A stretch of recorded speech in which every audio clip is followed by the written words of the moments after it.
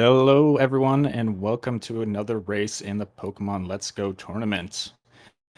My name is Gavin NBD. I'm here today joined by Headbob, Hello, and we will be hello. seeing, yes, thank you.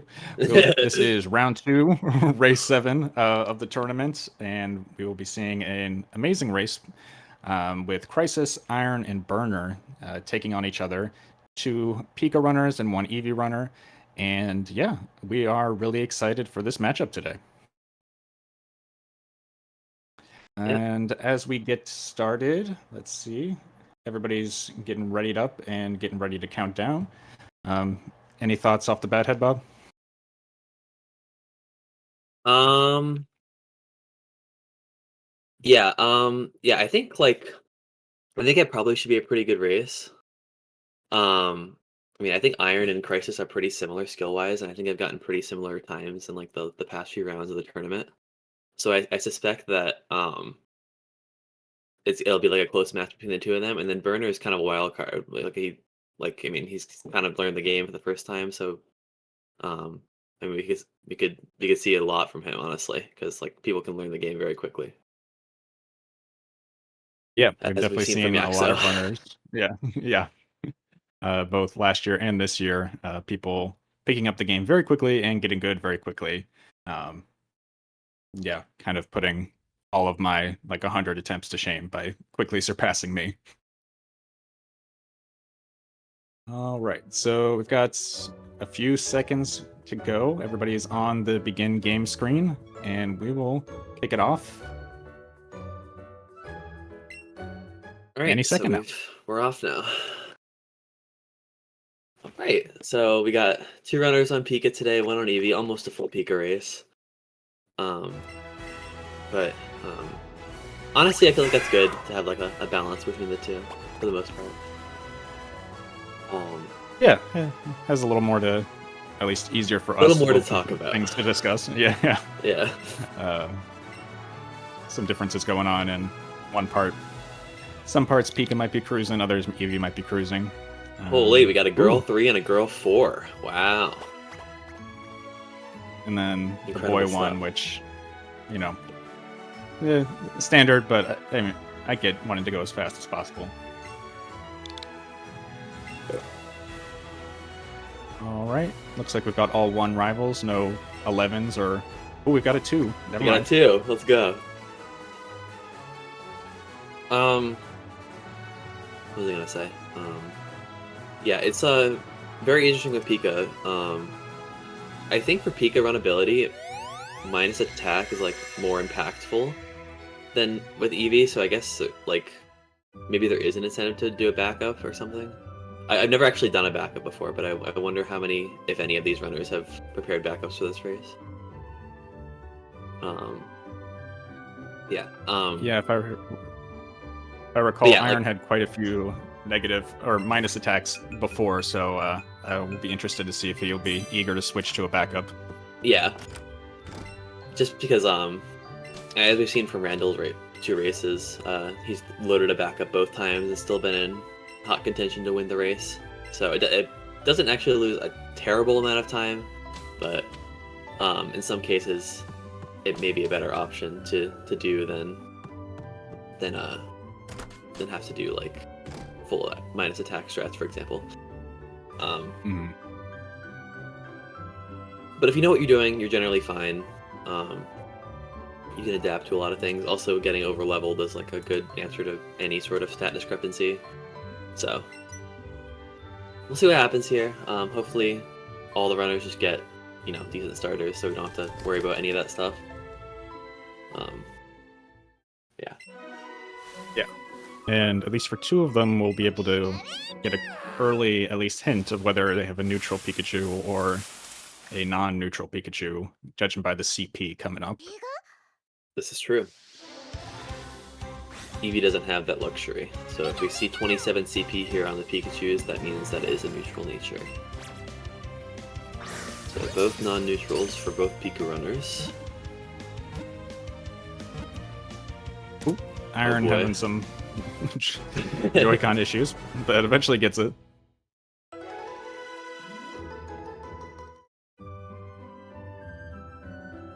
Yeah, and then over for the Eevee side with the natures, I mean, I've only run Eevee, and I have found that's pretty much any you can make work.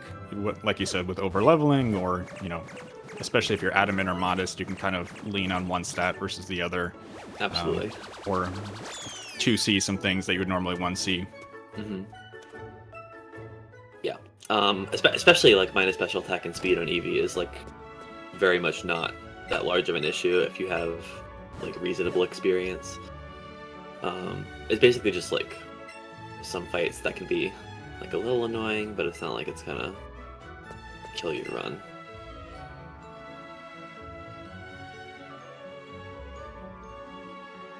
So we'll see here if any of our runners check stats at all.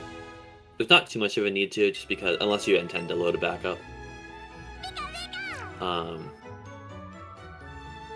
Yeah, we'll see. Pikachu generally has a higher runability likelihood because it also can run minus speed with pretty much no issues. It basically outspeeds every single thing in the game. So that's like probably the biggest reason to. Ooh, okay. That's probably the biggest reason to run Pika. Probably the biggest reason to run Pika is the higher runability. Iron gets an Adamant Pikachu, which is actually runnable by the Pikachu standards, just because of how good plus attack is. Yeah, I know a little bit of the Pika side, but I'm assuming you're just going to be using a little more Zippy Zap where you might Thunderbolt normally. Yeah, I think the idea behind it is that you want a move that can kill rival Pidgeotto at the different rival fights, specifically Lavender Rival.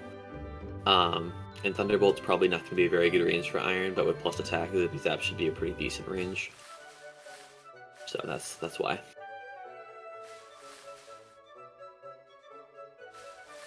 And I believe Burner did not check either, so just roll in with whatever he gets.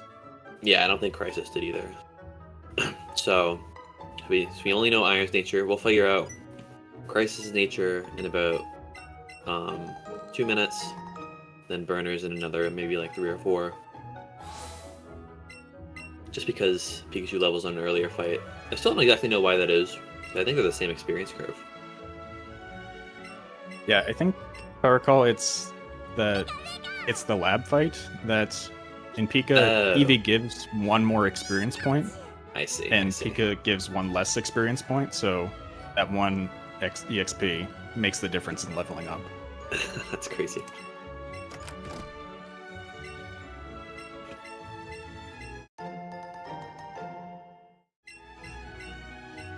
So, another thing about the Pika versus Eevee in the early game, Pika tends to have a pretty consistent Rival 1. You pretty much, I mean, it is like generally slower than Eevee's Rival 1, but you'll pretty much always get 4 turns. And because you outspeed every turn, it's like nothing can really happen. You're not like particularly likely to die, even if you do, then it's like fine.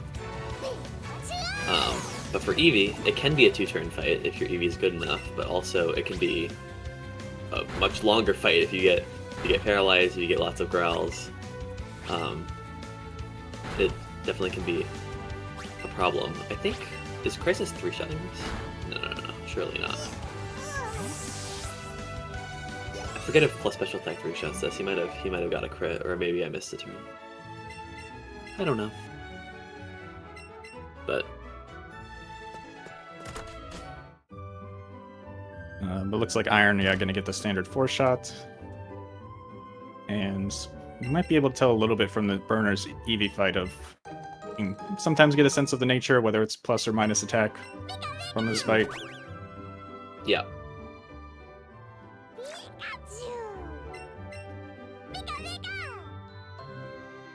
That could be plus attack. That looked good. Yeah, so that was either a standard roll for plus attack or a 1 in 16 for neutral attack. So it shouldn't be minus, so that's good.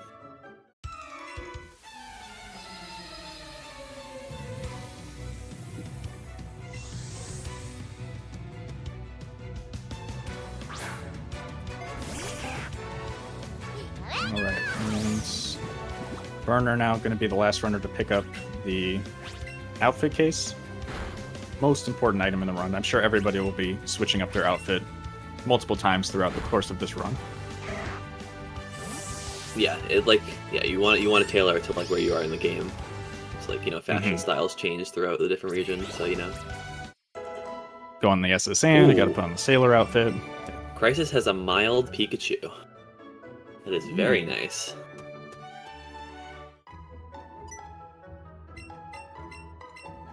Maybe there was something to that rival fight. Oh, also something I wanted to mention. With minus special attack, both the Rattata that Iron just killed and the Pidgey in Forest are both damage ranges. They're both like very good. But that is a factor in minus special attack. It's like probably one of the biggest factors because you don't have access to a physical electric type move yet to bypass that. Meanwhile, that Pidgey in Forest will always be a 2-shot for Eevee as long as you manage to hit twice. Yes. It does have sand attack, and it can be kind of annoying. Alright, Iron opting for early bug here. You see him just throw there, and that's kind of the idea behind the strategy, is that the catch rate in this fat grass is so high that it's worth just losing the amount of experience that Iron's about to lose. He only gets 11 experience there. Just to get, otherwise you would have to, use a raspberry, and it's like 15% to break out. And you gotta throw another ball. So instead of that, you catch this one here. It's like nearly guaranteed to get in no matter what you do. And level it up a couple more times in order to skip that raz plus not guaranteed catch. And in Eevee, you also skip the level up to level 6. So that's a one-time save. Good in terms of, if you're leveling up in battle, you're going to see the stat screen pop up, so on that level up, which is going to take away extra seconds. On the counter side, if you don't know your nature yet, that information could be helpful. Burners is neutral. So I guess that was a 1 in 16 on the rival fight. But all three pretty solid starters for the racers today. No funkiness for the most part.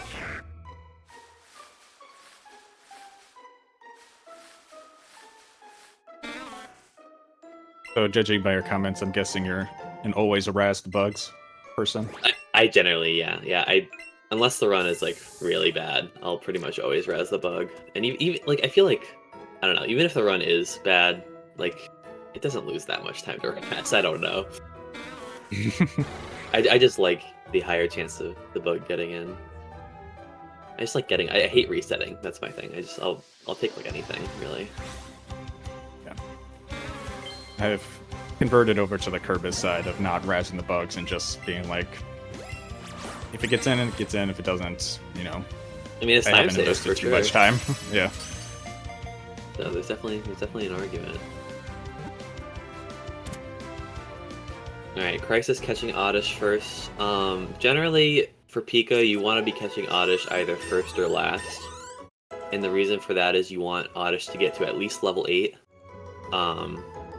So that it can have a much easier Brock fight, because it's going to be used for the Brock fight.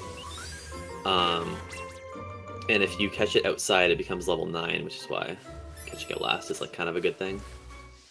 But if you see it in Forest, it's especially for a race setting, it's very safe to not have to gamble on it being outside. So very much understand catching it earlier. Crisis also with the Butterfree on his screen. We'll see if he opts to go for that. Very large experience if it's done properly, but it's also not very, fun to catch. Yeah.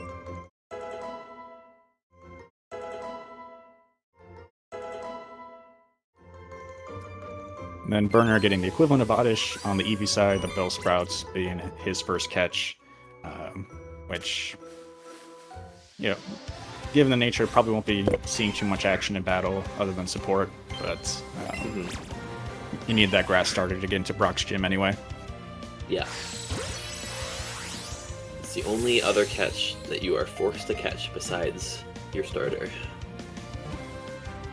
But it just so happens that catching things gives you a lot of experience and allows you into Koga's gym, so that's why we're doing all this. Imagine how different the tournament would be if they're just like if it was just a kick by Koga race, except you didn't get kicked by Koga. That was just the run. Min catches. Min catches. Yeah, I know some people have done that, but it did not look like a fun time to me.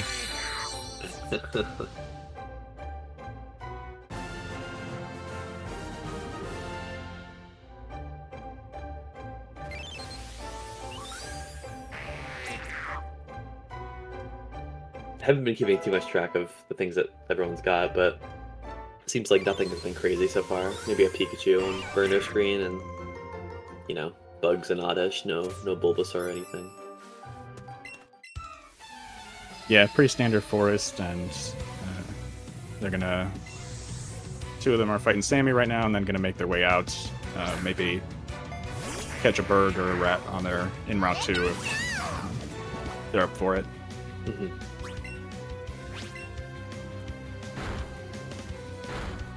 Wow, that was very close to killing. Metapod and Peak is actually quite hard to kill. You saw, I mean, Crisis is level 10 with Mild Nature, and he still didn't one-shot that. It does have multiple Spadef AVs, which is very unusual for this part of the game. Yeah, I think it might have HP ones too, and just extremely bulky for a level 3 Metapod. Yeah. For sure. Alright, Iron catching a Pidgey outside. Yeah, Pidgey or Rattata at this point can be kind of nice depending on your situation to get a little extra experience for either Oddish or in Eevee's case, Eevee to hit level 10. Yeah, I mean, there's plenty of opportunities to catch them over the course of the run, but if you need the experience, you need the experience, and it's not that bad of a catch, so.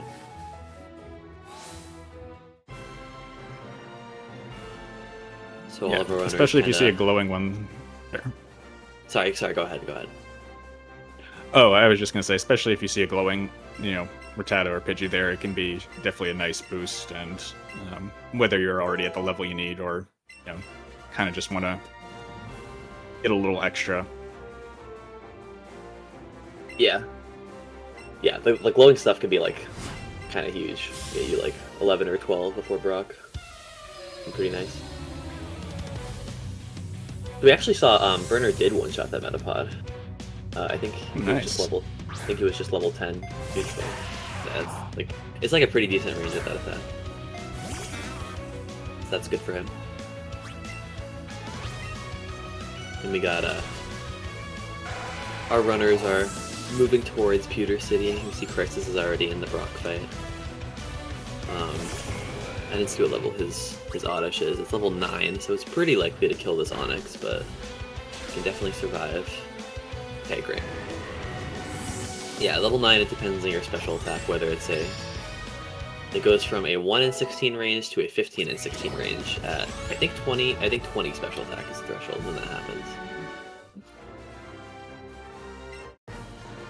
Yeah, so we saw Oddish make quick work of that Brock fight, and yeah, even though Iron's behind Burner right now in terms of hasn't entered the gym yet, whereas Burner has, I would not be surprised if Iron exits the gym first, given that Eevee is going to take much longer to take out Geodude and Onix. Yes. And if you're out there with little knowledge of this game and you're asking, hey, why don't we just use Bellsprout for the Eevee fight? It's because Bellsprout's not as good. A lot of both of Brock's Mons have very, very high defense. And so Vine Whip doesn't do nearly as much as Oddish's Absorb does. It's pretty much the same amount of turns as Eevee does it. And obviously involves, swapping it to the front and all that, so we just use Eevee. Yeah, if you were a minus attack Eevee and you really wanted to, optimize. I've seen some people do the 2C Eevee and Bellsprout where you like tail whip and vine whip. But yeah, even still, it's not going to be nearly as fast as just Oddish spamming Absorb. Absolutely. Yeah, they buffed. I first heard about the strat too, and I was like, I don't know how Oddish is so good for this fight, but I also didn't know that Absorb was buffed to 40 power, which is like kind of insane. So yeah, Oddish just has a clear win con.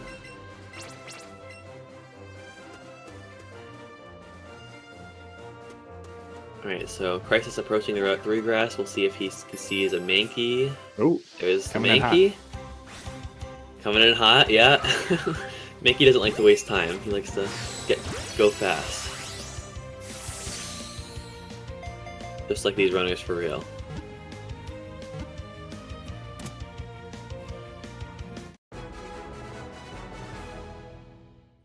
So Crisis can also see a Sandshrew, and then on the Eevee side, we can also see Ekans when Burner gets there. All of these very nice bonuses to have in your back pocket, especially in a race. So I know Pika has some like variant strats based on, since Iron's doing the Adamant Eevee, Pika. Is this shopping trip going to be any different than, say, what Crisis did? Yes, actually. So Iron should be buying 2 less Great Balls and 2 more X attacks and 1 less X special, because you use 2 X attacks on the J&J fight in Moon instead of 1 X special. Just because you can realistically... Well, on Adamant, it's both because minus special is bad for the special fight, and then plus attack could potentially allow you to get like a 2-turn fight. So it's for both reasons. It's for both plus attack and minus special attack. That's how it's phrased in the notes. So yeah, Iron is like decently likely to get a 2-turn fight on Jessie and Jane, which is actually not all that common in Pikachu.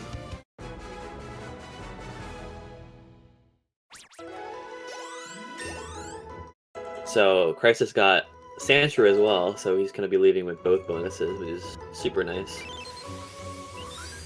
Iron's got a Mankey on screen, which is good.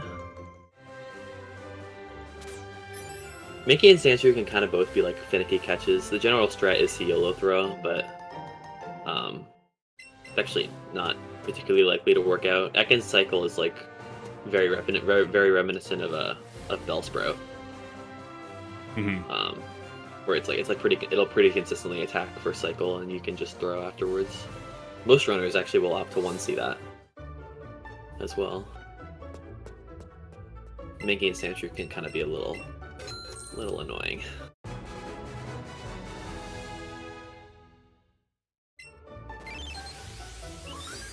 Alright, and Crisis picking up the Magikarp of the run. What they call the quickest catch in the game, since you just pay $500 and you have it. Yeah, it's definitely just worth it. It's just faster than any sort of Magikarp catch you could want. I think Magikarp's also a pretty bad catch too, on top of that. Yeah, I guess you're uniquely qualified to talk about that as the Gyarados alt-main specialist. Yeah. Yeah. It's like, yeah, it kind of jumps around. It's not fun.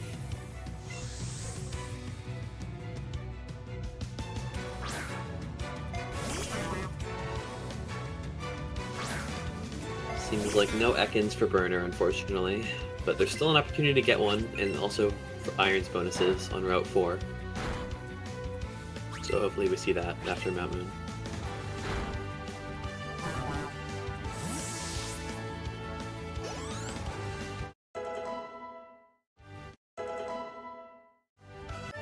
So another difference between Pika and Eevee here is when Burner gets there, he's most likely going to opt to menu before this next trainer, Last Evelyn,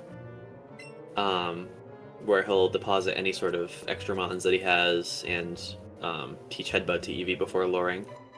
Pika will do all of that after this next trainer, so they're going to fight the Sandshrew trainer before going down the ladder, which is what Eevee will do right away. And that's because they already have Oddish in slot 1, so Oddish handles this fight better than Pikachu. So they just make use of the fact that they just use it for Brock, and they, you know, it's already there. Might as well just, you know, use it.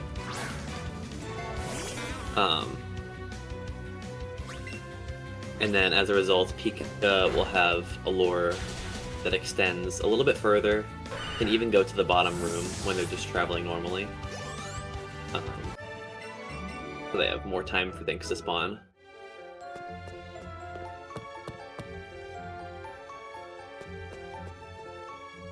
Yeah, Eevee, your lure is going to run out faster, but you're still going to have plenty of time to make it into the basement room with the Nugget and the Moonstone, where a lot of the catching can be done. Absolutely. So yeah, you're seeing Crisis do the same menu that Burner's done, and then he's gonna lure and then go down the ladder.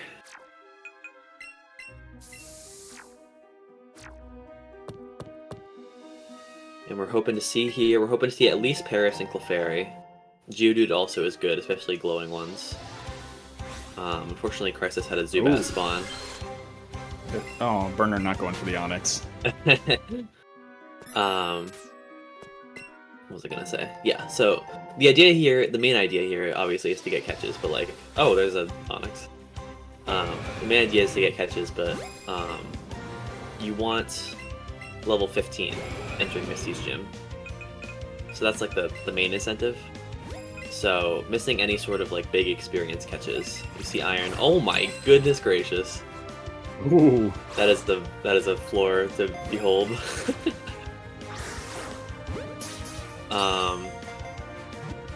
So yeah, so we want Paris and Clefairy. Clefairy is a very big experience mon. So missing it's pretty devastating unless you get something else like Chansey or Clefable or Onyx or something like that. So hopefully no one misses like all their big experience mons, because that would put them in a rough spot. Seems like we're probably going to be okay in that regard though, considering what I've looked at so far. Yeah, luckily Crisis able to get that Onyx on the second ball, and Iron, yeah, as you alluded to, is going to have no shortage of big catches available to him. I wonder if he's going to opt to catch both the Clefairy, the Clefable, and the Chansey. He definitely could, especially. I mean, just being over leveled is such a huge thing. Like, it gets you so much.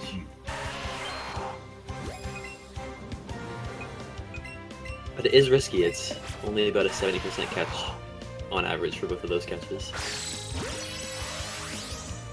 Yeah, especially that Clefable, which I believe is less experienced but a harder catch. Yes. It is both harder to catch and has a lower catch rate. And give less experience, yeah. So Crisis looks like he's probably going to be fine, even without getting the massive experience catches that Iron may be getting shortly.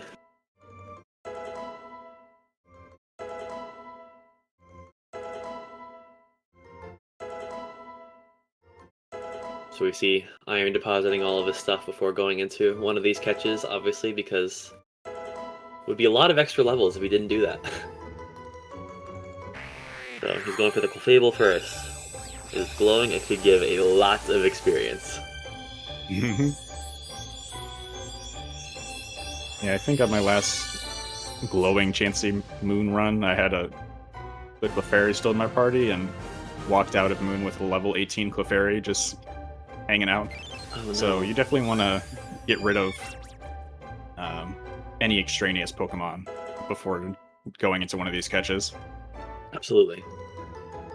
Okay, well, Iron missed the circle, but he got it first ball, so it still should be a sizable amount of experience.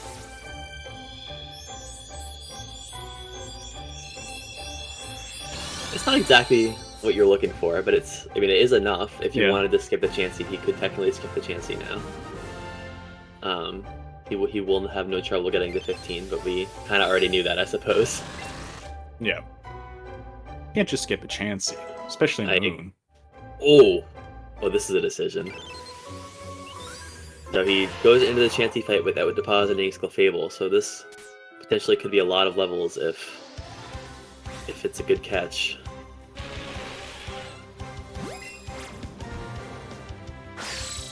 This is 70-ish% to get in. Okay, so that's a very good experience. This might get him to like 18 or something, which is really nice. Just about. So Iron's in a good spot experience-wise for sure. The nice thing, at least about the Clefable, is that I believe since it's a stone evolution, it shouldn't learn any moves. This is true, yes.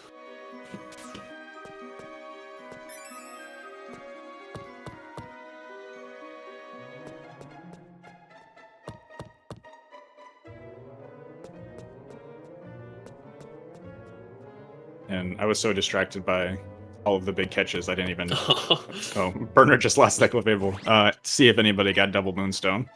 Yeah, I have no idea. There's no way.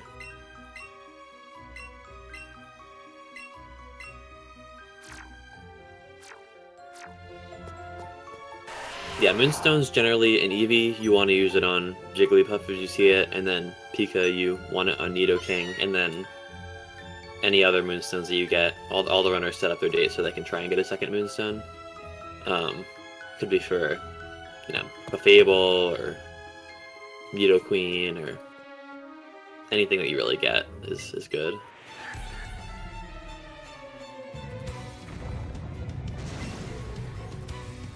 Yeah, so we didn't showcase that part at the very beginning, but presumably everybody set their clock to their Switch system clock to about 11:33-ish p.m. so that they could have a chance of hitting midnight while they're in that room.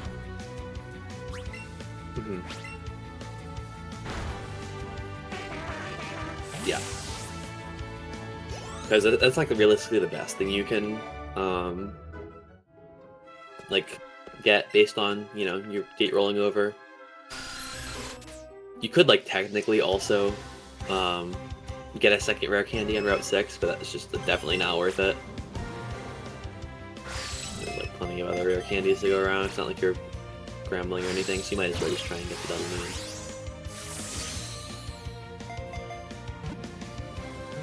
Burner going back into the basement.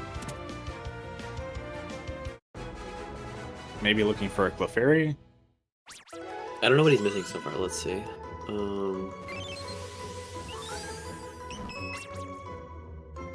He has Paris. He doesn't have Clefairy, yeah. Oh, another Chansey. Ooh, there's a Chansey for Crisis. So this could put... Ooh, he has 3 Great Balls. Oh, man. This is kind of scary. This kind of just has to get in, or else Crisis may just have to run. Because having one Great Ball, even with the 3 Great Balls outside Moon, could put him in a very bad spot for Route 6. Yeah, okay, he's giving up. Yeah. Yeah, that's pretty rough. Yeah, I know he lost on his first Onyx throw. He had a motion control moment, so only 1 Great Ball got thrown out, and I don't know if him trying to do 2 for that. They can go on you quickly in the early game. Yeah, for sure. Onyx is not a very easy catch. It definitely, it's the best point to catch Onyx, obviously. So there's definitely a great argument to do it, but it can really suck away all your Great Balls if things don't go well.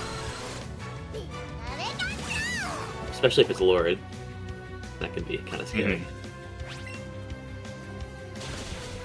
Yeah, whenever I go for Onyx, I just go for the nice throw. Don't try to get anything fancier than that, and that's a decent enough percentage to get in. Mm-hmm. Yeah. And Let's Go catch rate is based on the level of the Pokemon. So while we do see a ton of Rock Tunnel, Onyx is a Rock Tunnel, because they're all level 24, they're horribly unlikely to get in. So we never really opt to go for them.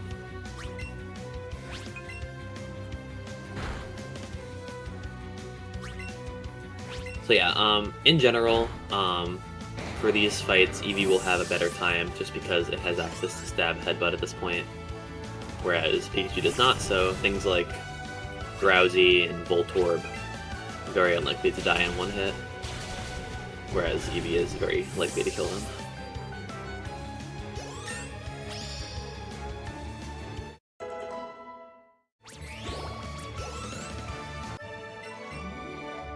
Luckily, Crisis and Iron are both with those high experience catches, both at a decent level with Pika, and aren't having too much trouble with these fights so far. They actually both have very high catch counts too. 15 and 16 entering exiting Moon is pretty great. Crisis would have also had 16 if Chansey had just gotten in.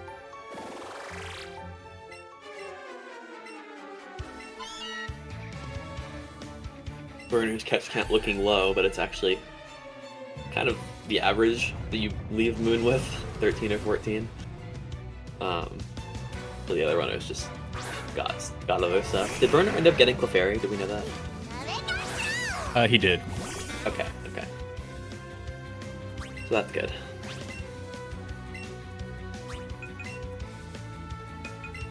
So he won't have to.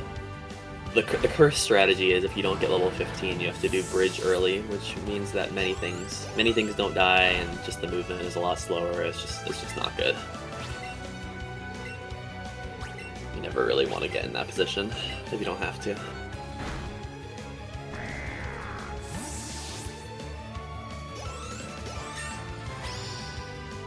And for Eevee, at least, you definitely. Oh, you go ahead. I missed if Iron got the 2-turn fight I was talking about, but the 2 setups on Pikachu were a little different just because, Crisis used an X special and used Thundershock, versus Iron used 2 X attacks and Headbutt, but I don't know if that actually made the difference between the turn. Either way.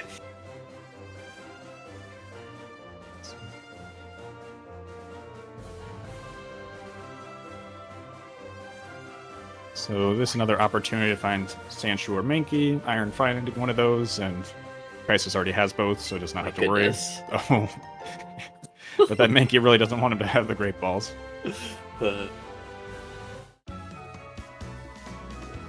So both Pika runners with both bonuses. That is very cool.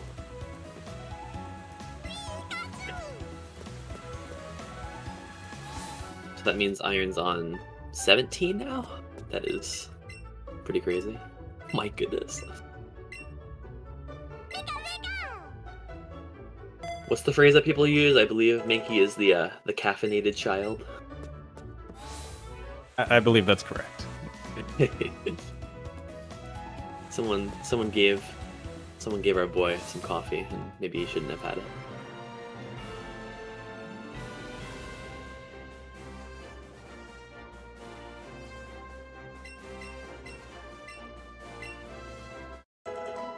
So Crisis already got it, but Iron is about to. Do you want to give people a glimpse at Zippy Zap, what that's all about? So, Zippy Zap. So both Eevee and Pikachu are going to learn some special moves from this guy here. So Pikachu is just going to get a move called Zippy Zap, which is a 50 power electric type physical move that always crits and has +2 priority. So it's very, very powerful. It's like quite the upgrade from Thundershock. And even though it's just the one move, like Eevee gets 3 moves that are, very expansive in what they actually cover. It's incredibly powerful at stab, and it's good against the next gym, so we're not exactly complaining at this point. If it was just Zippy Zap, it pretty much kills everything at this point. Whereas Eevee gets 3 90 power moves, kind of resembling the types of the evolutions. So we have a physical fire move representing Flareon that always burns. We have an electric type move that is special that represents Jolteon that always paralyzes. And then we got a water move that is effectively Giga Drain. So those 3 moves on top of just Headbutt gives you also a lot of power. So both of these starters are kind of locked and loaded going into Nugget Bridge. They pretty much have all they need. Nothing really is like a problem. I think the only one I really would say is Sandshrew on bridge for Pikachu can it loses them a turn on average, but you also can opt for a 2-controller strategy, which we may see potentially. But yeah, that's about it. And there'll be other in the game. There's other opportunities to learn more of these special moves, but Eevee's going to only take advantage of one more, and Pika won't take advantage of any of the other ones. But there are some other fun moves that are taught in other cities. Yeah, not to say any of the moves are bad. It's just we just only need some of them. Just these 3 and Glitzy Glow, pretty much are the only ones that actually benefit us enough that are worth getting. I think if Pikachu's water move was available in Celadon as well as the flying move, it probably would make use of that. But it's not, so. Yeah, is that the one that's not until Fuchsia? Yes, fortunately. Yeah, so by that time you've switched off of Pika and no longer going to be using it for fights. Yeah.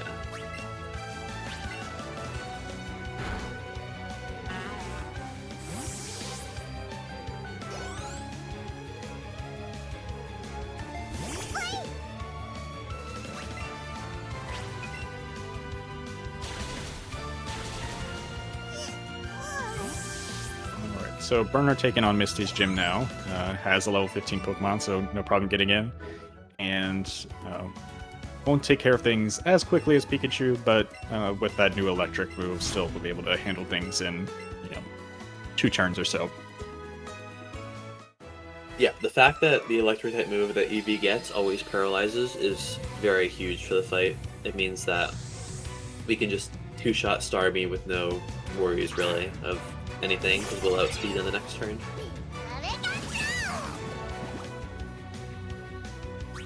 Gets a 1-shot on Goldeen. Not always a guarantee. Definitely not.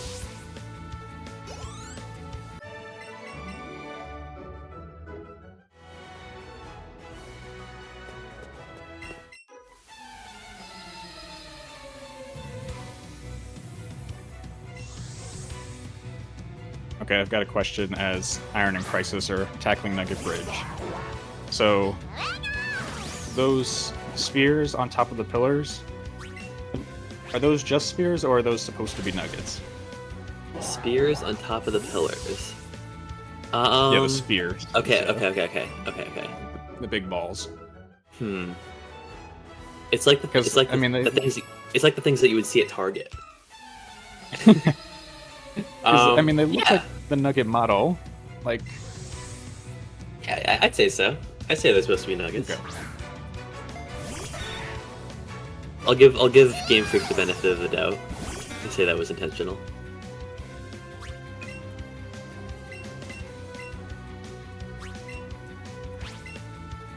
The whole bridge does look very nice. It's like very much an upgrade over how they look in previous Kanto games, I'll say.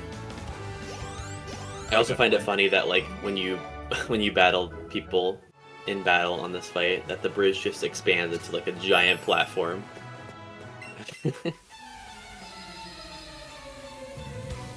Like you just look at the battlefield on Iron Screen, you're like, wait, that Nugget Bridge isn't that big. Wait a minute. Doubles in width.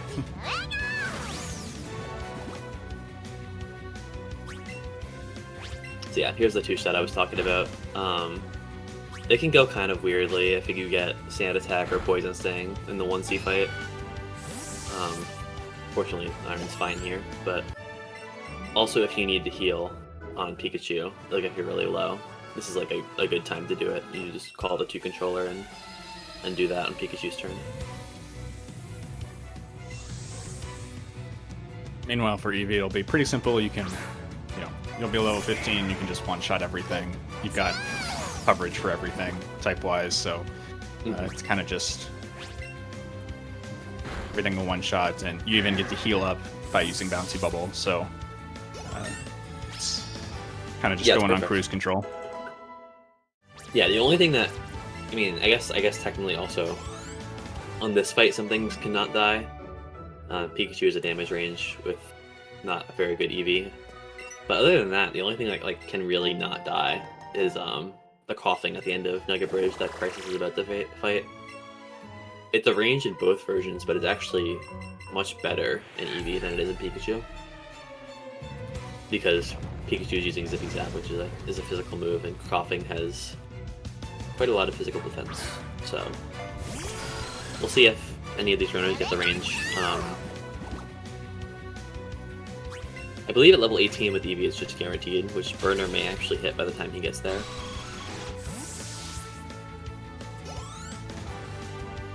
And Crisis is also level 18.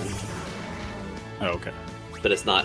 But it's not actually guaranteed. I'm sorry. Oh, you're good.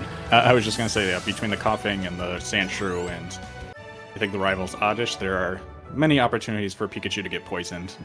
Yes, definitely. But luckily, everyone seemed to dodge that. Yeah. Or at least Crisis dodged all those. Yeah, I didn't see any poisons, I think.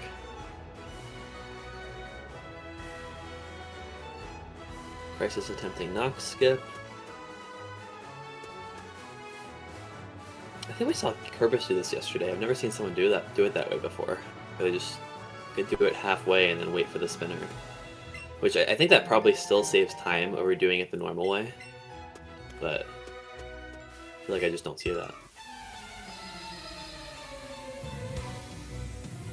We'll see if Iron goes for it too. Or, no, it looks like just the normal way. Yeah.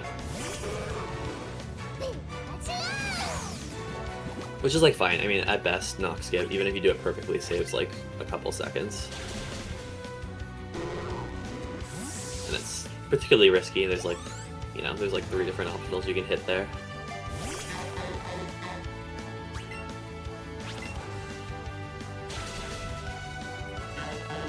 And also looks like we have no Venonat grabs for either of our runners, which makes sense because, both their counts are pretty high.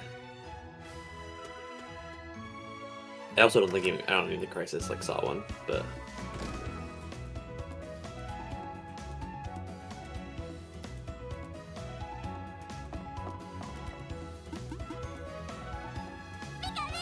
I don't think we've had a ditch bill yet this tournament, at least from the races I've seen, so we'll see if anybody is bold enough to go for it.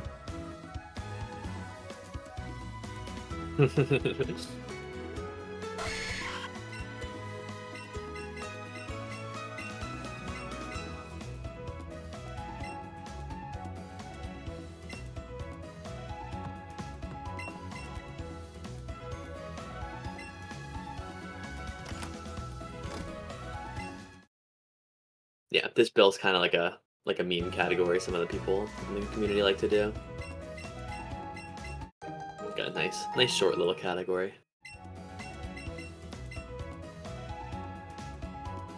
Yeah, honestly, when I first did it, I was not expecting it to be actually kind of good practice for doing early game movement, and I actually found it helpful. But yeah, if you've only got 30 minutes or so to, do runs, it's gonna be a nice little fun activity. It's a nice glimpse into what the Pikachu and Eevee route would look like if catches were not required. Spoiler alert, it's hell.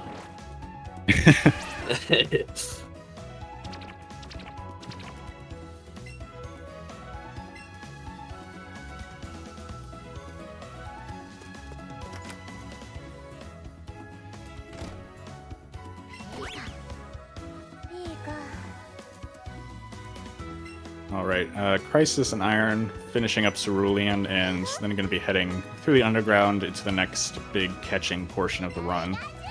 Going to be looking, especially for Pika, for some very specific Pokemon to show up to help them in the next few fights. Yeah, one of the bigger make or break moments for Pika is coming up here. You basically can't, you can leave without Growlithe or Abra, but you lose quite a lot of time on both the boat rival fight and then the 2 trainer battles or Route 9 without Growlithe's help. Or Kadabras if you get that. So yeah, it's pretty much, it's a very big turning point on whether these runners will get it or not.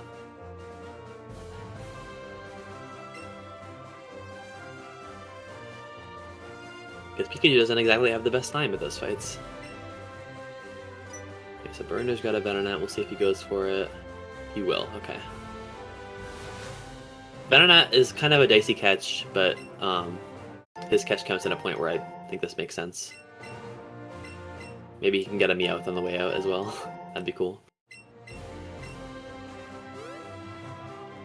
Yeah, Venonat's kind of tricky.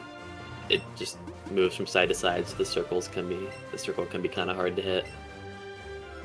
But if you hit the circle at all, it's like pretty likely to get in. Even if you don't, like, definitely pretty likely. Yeah, that's a nice little bonus to help boost that catch count. And as you know, after Bill, he'll be going into his own Route 6. Yeah, Route 6 catching a portion where Eevee doesn't have the Growlithe or Abra like semi-mandatory catches. It's more just a getting catches for your 50 caught and to level up a bit for the upcoming fights.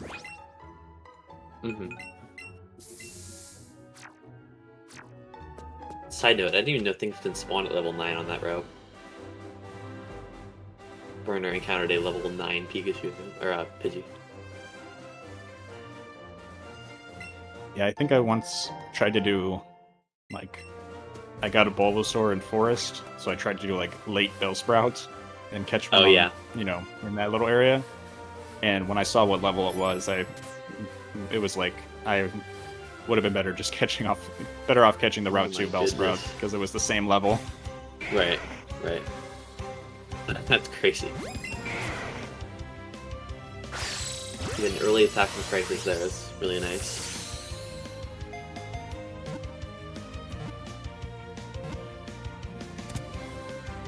Okay, this is not a guaranteed catch for Iron here. Hopefully it gets in.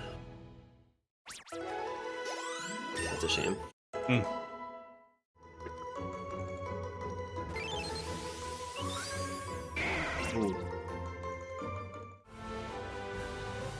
Not the greatest, unfortunately, for Iron here, but we move on. Seems like, okay, so Crisis has got a Pidgey.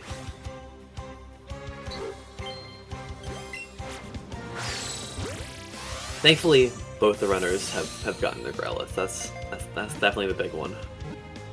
Growlithe is a very large, important part of this run.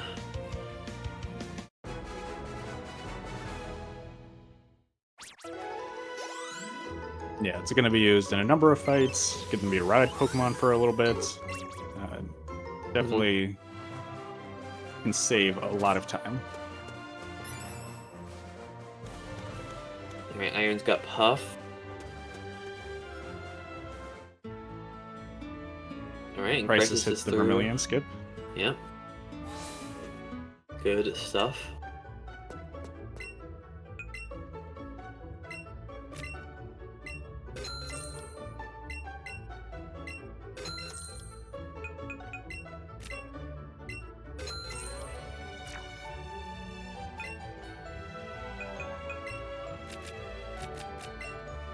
So I guess Crisis, what did Crisis catch here? He caught Growlithe and Pidgey, so I think his Great Balls are probably okay.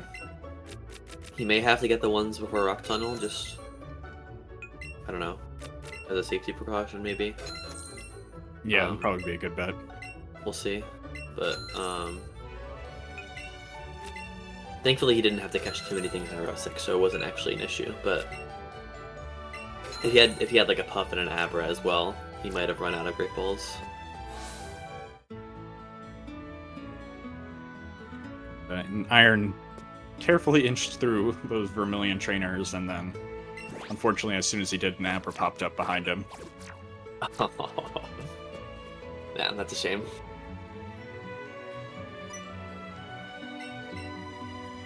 I think if Iron didn't have a Growlithe, he actually may have gone back for that. Well, but even then, like, you have to like candy it or something, which is like not good. Abra's only really good as a doubles partner if you can get it to level 18 using other catches. Yeah, since it's lured, it'll only need, I believe, only one level to evolve. But yeah, if it's not the first thing that you're catching, and it's going to be a little bit more difficult to get that level. Yeah. And Abra's pretty helpless by itself. You kind of need Kadabra to do anything with it.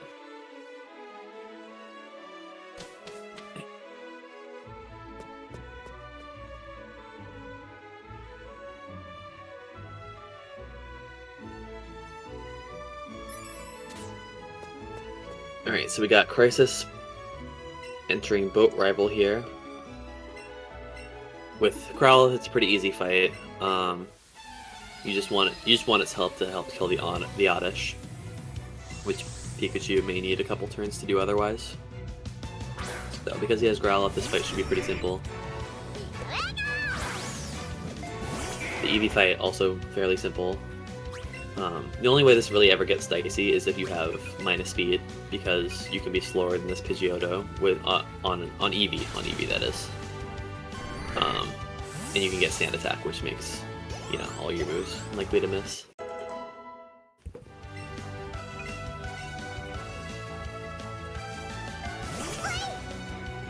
Yeah, Sand Attack, probably one of the most dangerous moves to see in the first half of the run. Or at least one of the most frustrating ones that you'll come across multiple times if you're not fast enough or you just get unlucky. Mm-hmm.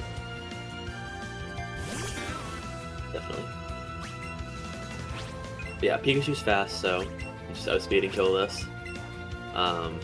Nothing really ever gets a turn. Eevee can use Quick Attack if you use Double Kick instead of Zippy Zap. Zippy Zap can be a range for Pikachu. Obviously, it's not going to be for Iron because he has plus attack, so you're just not really going to take damage here.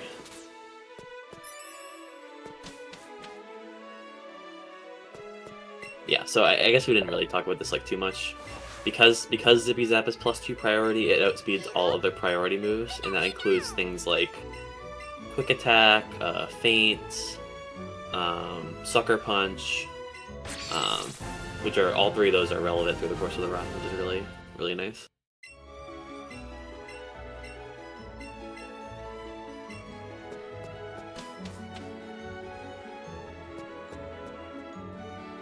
One thing it doesn't outspeed though, that's like unfortunate. One thing that doesn't outspeed that's unfortunate is it's Fake Out, because there's a couple Meowths that have Fake Out, and that would really save time. Yeah, I was gonna say not too many high priority moves, given that this is a Gen 1 remake, but we do have a few modern ones put in, and Fake Out being the most, I guess, the highest of the priorities. Yeah. That is funny that this is a Gen 1 game with so much priority, because in the original Gen 1 games, I think the priority bracket was literally just Quick Attack, all other moves. Yeah. Okay,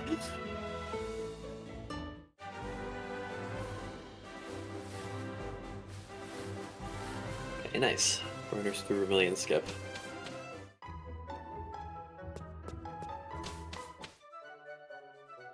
Ooh, I mean, just... Oh boy. Alright. Did not go shopping, but maybe, I don't know if that was a mistake or planning a late Maybe shopping he has a trip. plan. Yeah. Let him. Oh, okay. No, going back. Okay. Just wanted to get that sailor outfit as soon as possible. Yes, dude.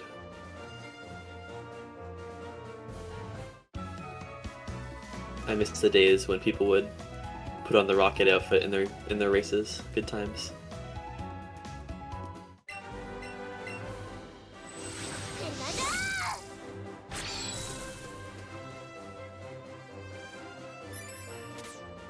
Yeah, I recently did my first attempt at AOP, and I did the whole second half, I don't know, the many hours in the Safari outfit, just because I knew I wasn't pushing for any record times on my first attempt. And oh, that's exciting. I like it. Flair.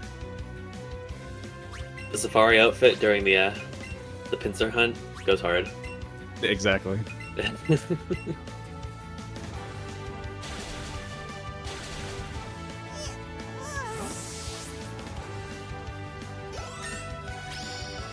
Exactly, Pat.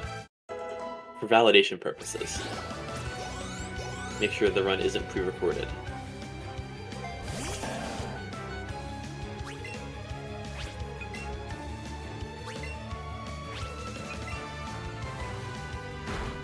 So, okay. So, Crisis opt to go for a strat there where you headbutt plus flamethrower that Gloom. But it is actually it might be like a worse range to kill depending on your special and your attack, your attack on your Pikachu and your special on your Growlithe. But Gloom at +2 is a pretty not good range to kill. But yeah, because Iron's plus attack, it makes sense why he would go for this. Typically you really only want to do Headbutt Flamethrower if you have a level 18 Growlithe. At least reliably. But Iron plus attack, so it was like probably pretty likely to kill. And then the Sandshrew here is also a damage range, but it's pretty likely, even at level 17. So nothing really goes wrong here, typically, in Pikachu. Yeah, a good example of how important the Growlithe is to the Pika run, and meanwhile, when we see Burner come up to these fights, we'll see how Eevee and its greater move coverage is going to be able to just one-see all these fights. Mm-hmm.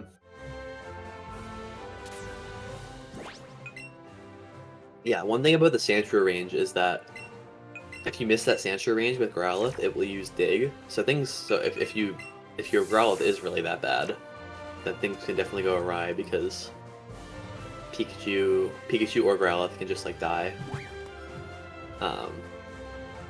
Goodness, this is a very hectic pass section for Crisis. Okay, that Rattata was actually unlured. That's what I was about to say too. Yeah, that's not the right level. I had a feeling it would be, but it's actually not really a problem because Rattata evolves at level 23 or at level 20. So all you really need it to be is 19 or higher, so that it evolves in one level. Obviously, it gives the team a little bit less experience, but that's that's just fine. It's not really a problem.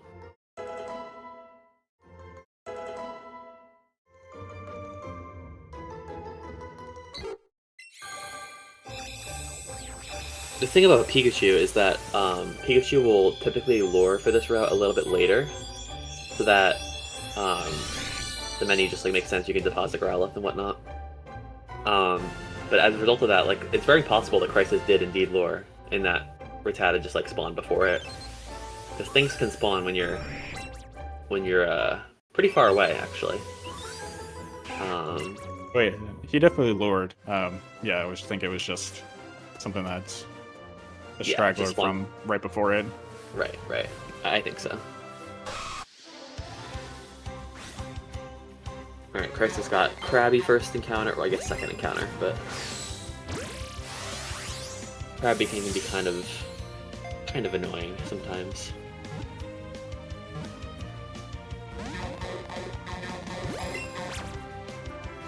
It's the attack on the second attempt, so he'll be good here.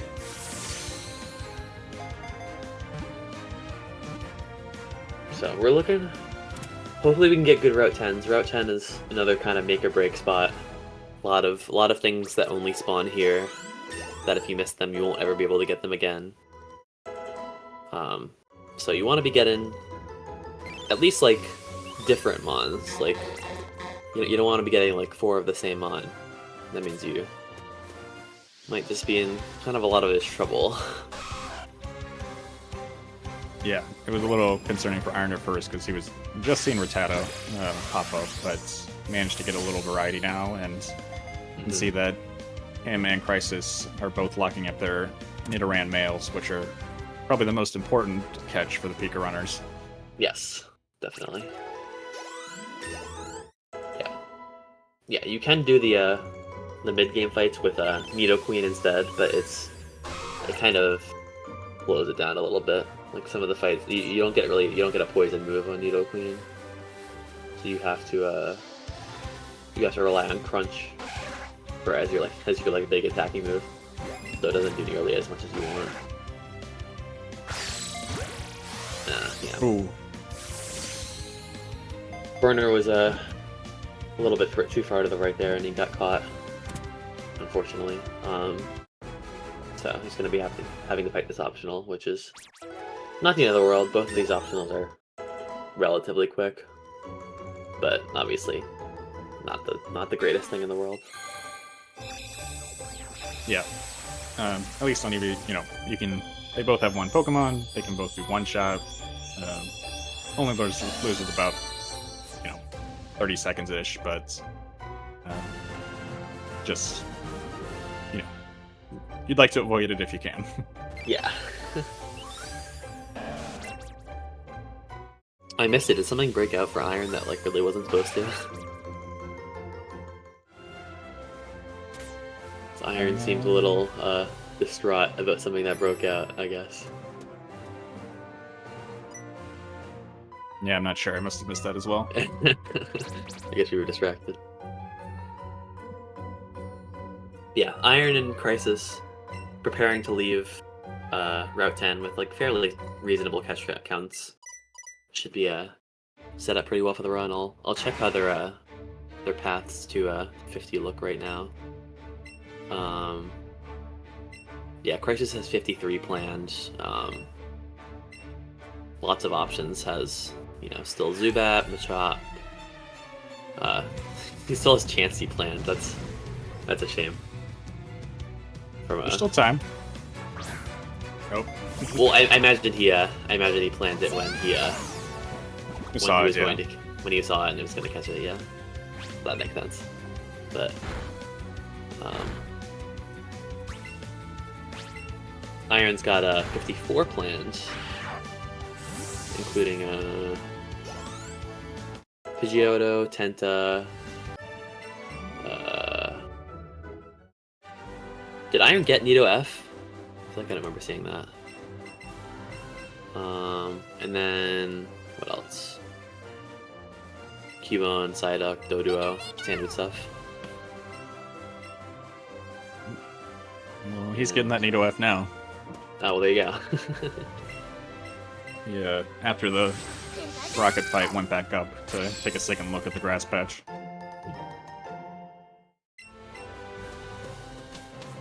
So yeah, I think Iron got everything. That could be wrong, actually. No, I think he missed Krabby. Yeah. Got Spearow, both Nidos, and Rattata. Which is pretty solid. And Crisis with the quick Rhyhorn after entering Rock Tunnel, which is always good to see. 99.7%. Oh my goodness. Great premiere, excellent.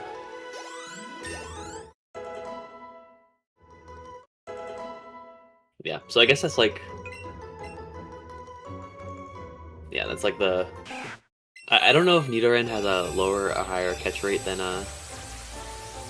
Rattata or Spearow, but I imagine that would be probably one of the tougher catches you would go for first on Route 10. That involves a Premier Ball, because obviously you only have one Premier Ball that you need to burn. And you wouldn't catch something like Eradicate first with the Premier Ball, if you can, of course. So yeah, that's really unfortunate for Iron.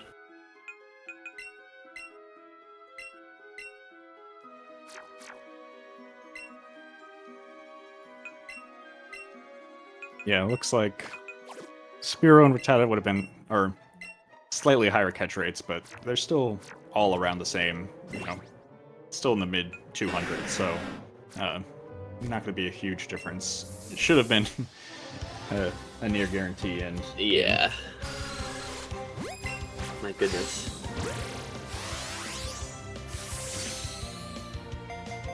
Has anyone in chat seen? This is like probably ridiculous, but has anyone in chat seen a quote-unquote guaranteed catch breakout? I'm curious. Because no catch in Let's Go is guaranteed. I guess somewhat recently learned.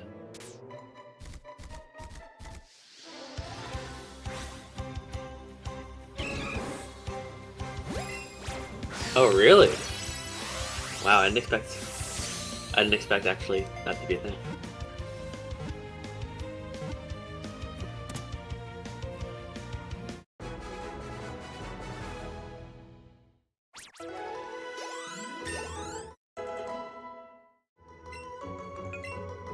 So we have a question in chat about the 50 counter. So every gym in this game has a requirement to get into the gym.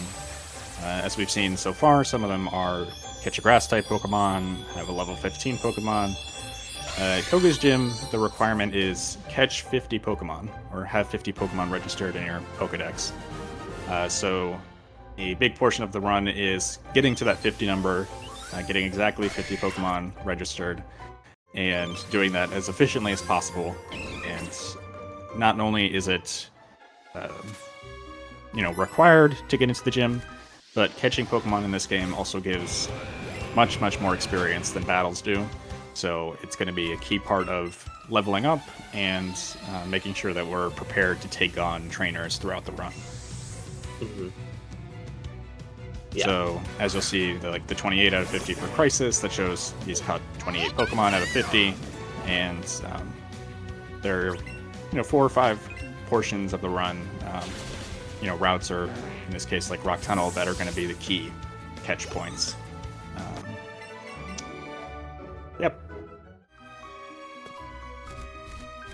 Oh, I found it. Joker had a great, excellent breakout on Spearow. Oh.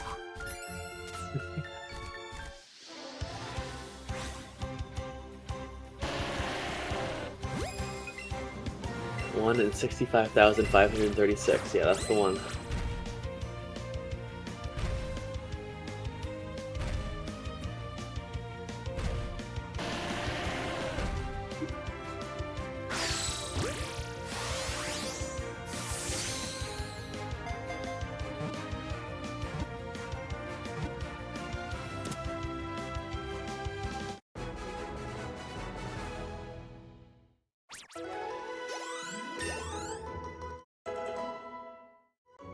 So a big portion that we'll be seeing early in Rock Tunnel, especially as our owners catch big experience, yield Pokemon like Graveler and Rhyhorn, we're going to be sitting up through a lot of evolution screens as everything we caught from Route 10 starts to evolve.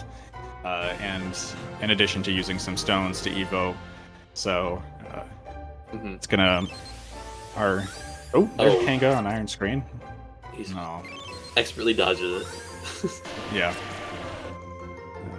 Some things like Pokemon Tails do not have collision or register as hitting them, so you can sneak on by them a little bit. Thank goodness. Otherwise, Onix would be just like impossible to get past, I feel like.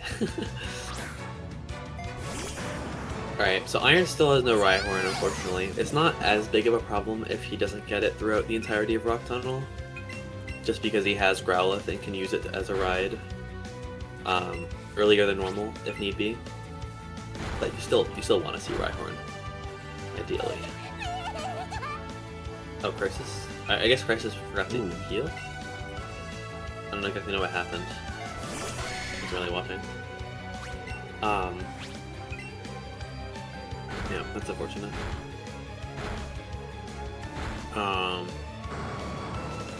What was I saying?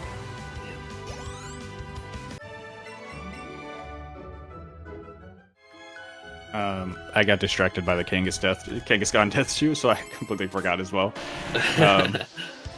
About Iron not getting the Rhyhorn.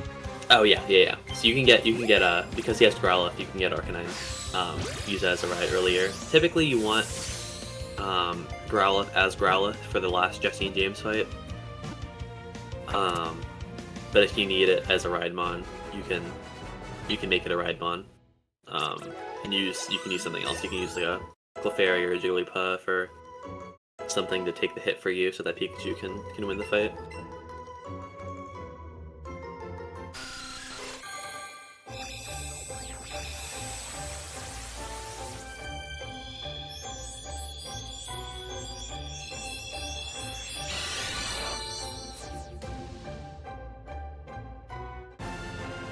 Alright, what does Burner not have yet?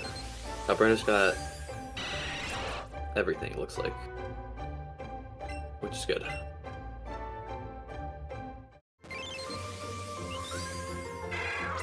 Yep.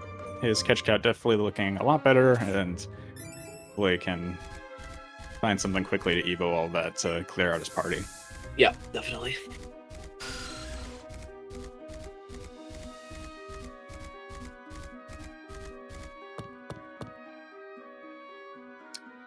And you'll see Iron here using Nidorino to help out. This being something we'll see a lot over the next half hour or so is using the Nido's Helping Hand and Poison Jab to chip in where Pikachu might have a little bit more trouble getting it done by itself. Mm-hmm. Yeah. Especially through Rock Tunnel. I think it just needs some extra help, and then in Hideout, you rely a little bit even more on Nidoking in regards to you'll see it actually start to attack using Poison Jab. Yeah, really, you just want something that can help you do more damage, because Pikachu isn't exactly the most bulky Pokemon. So if you give stuff turns, it will hurt for sure. So yeah, the fight that Iron's doing right now, you can actually do as a 2-controller fight.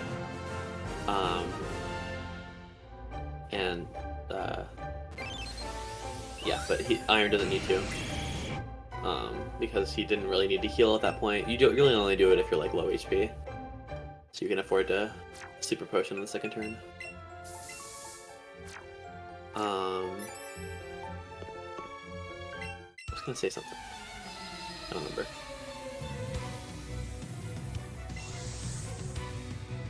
Oh, yes, spinners. I was going to talk a little bit about spinners. So, sometimes you'll see runners through Rock Tunnel, go past a spinner when they haven't exactly, seen them spin yet. And that, for the most part, is, spinners in this game can turn, kind of really slowly. So you can typically, react to seeing them spin, fast enough to, stop moving. So you can, if you're reactive enough, you can kind of save a lot of time on some of the passes. Yeah, their vision isn't really active until they've completely fully turned and are in their final position.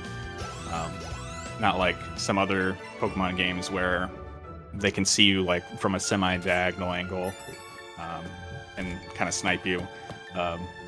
They really have to be all sorted, solidified, and that can cause some clips where you could have sworn you got spotted by somebody and you still kind of make it through scot-free. Yeah. For sure. Yeah, some of the skips that we do in this game should definitely not be possible in most Pokemon games. There's definitely very strange quirks with Let's Go Trainer Vision.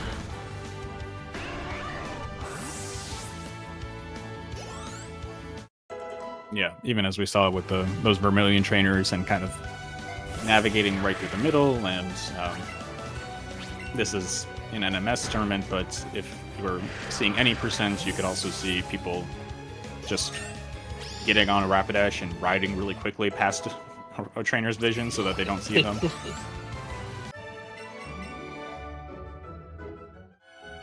Which, if you were explaining this to me, knowing nothing about Let's Go,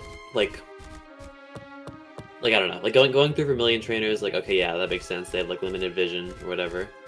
Going through those two trainers from Route 25, okay, yeah, there's, a space in between them. But like going through the trainer's vision on Rapidash, no, that just doesn't make sense to me. I just feel like if I knew nothing about Let's Go, I would just like think that's just like, oh, you're lying. It just like doesn't happen. Yeah, you're just going so incredibly fast at, you know, I don't know. You just It's not I look don't like know. you're going incredibly fast, but yeah, Fast enough. the trainer's vision is like 1 pixel, and you can just kind of on one frame be on one side of it, and the next frame be on the other side of it, and Yeah, just barely pass by it. yeah.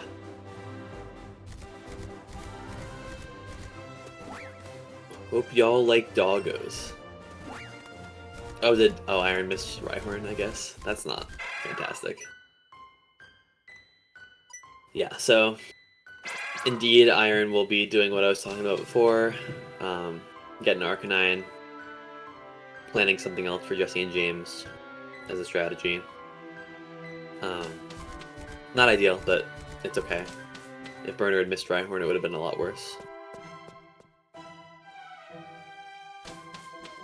Yeah, because Eevee doesn't have that Growlithe to Arcanine catch. There's nothing you can really do outside of like catching 5 Meowth and to get an early ride Pokemon. Yeah. Fortunately, also Arcanine is like close to, if not the same speed as Rapidash. So when Iron does get Arcanine, he will actually save some time on all Rhyhorners. So it's like, I guess that's like a little silver lining.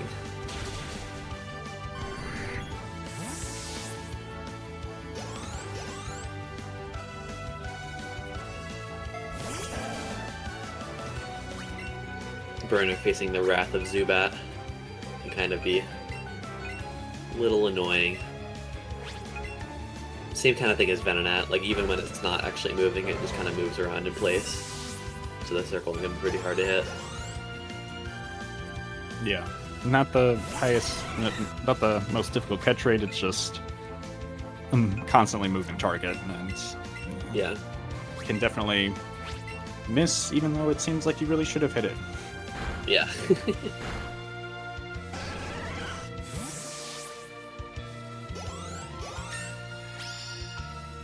Oh, as Iron points out, yeah, he will have to do the final J&J fight with minus special attack, so that means that Ooh. the +2 helping hand range on the Weezing will be basically just like not an option for him. So the fight will be, at worst, significantly longer, but also gives Iron quite a bit more chances to die if things don't go his way.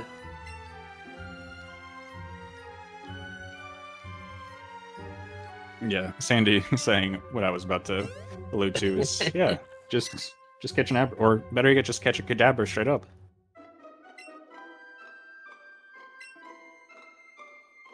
Is this the new heat?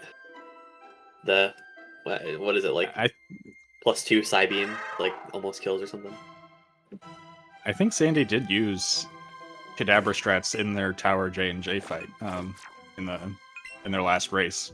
So, if I recall correctly. That is funny. That is very interesting. So yeah, we saw Iron swap Nidoking to the front before Tower Rival, and that was mostly for this Clefairy fight, just so you can not have to like 2C to get Nidoking in to use Poison Jab. So we see Iron going in here for the Firestone. Fortunately, nothing that Iron wants in the grass yet. And because he has no Rhyhorn, we're gonna see him evolve Growlithe immediately. Whereas you would wait a long time to do it, normally.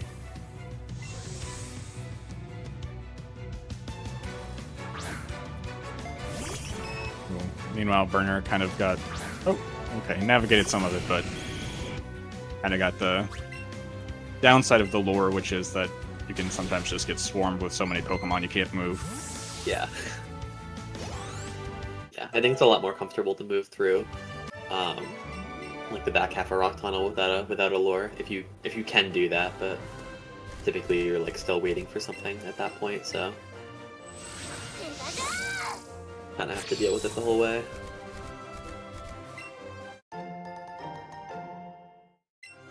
See if Crisis gets anything here.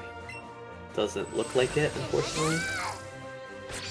And then both the runners still have another option, or another chance at Route 7 coming up here when they come out of the tunnel. An Abra for either runner would be very much appreciated.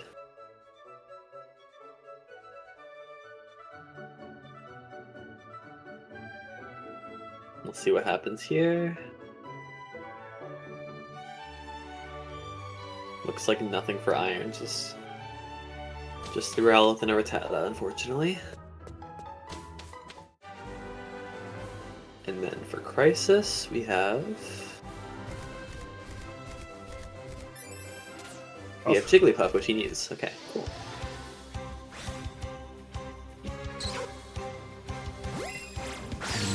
Meanwhile, Iron just used the Synchronize NPC to basically you can pay $10,000 to set the nature of every other Pokemon you're going to see for the rest of the day to a specific nature. So what we do during the run is select the combination that sets it to Modest, so that every other Pokemon we catch going forward is going to have a Modest nature.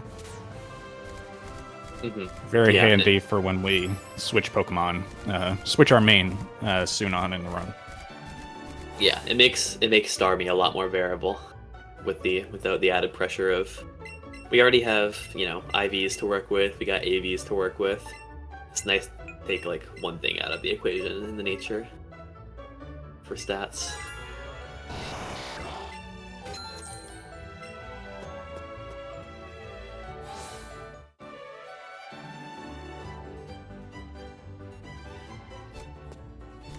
Alright, so we got both Pika runners heading into Hideout. A lot of variation in this section, I will say. Fights can go a lot of different ways and lose or save a lot of time. So hopefully it's good. Hopefully it's not slow. Yeah, definitely one of the, I'd say, portions that requires the most maybe practice to kind of really optimize, and it never plays out exactly the same way. You don't know who's going to get targeted, you don't know if you're going to get paralyzed or poisoned on any fight, and you kind of have to just be ready to adapt to whatever comes. Oh wow, that was not a lot of damage. I thought that was going to do more with Iron being adamant. But you don't really expect to kill that anyways, so it's not the end of the world. The burner is burnt. So he's opting to bring out 2C and fix that. Yeah, this fight on Eevee can actually be pretty dicey. With the pressure of you pretty much face a flamethrower burn every single run, and on the top of that, Kadabra will outspeed you and use Psybeam, which can confuse you. So it's actually like things can go kind of not good if either one of those happen. Yeah, in addition to the Kadabra Psybeam just being very powerful and can easily KO you. Yeah, if you get crit, it can kill in a lot of positions for sure. Including this one if you didn't just heal.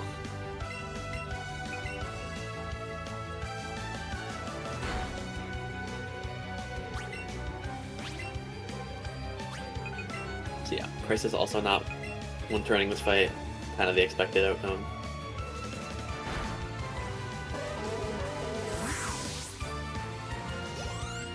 Same with the Voltorb. You pretty much, yeah, like the fights are like pretty consistently like not like one-turnable, or like no turns lost.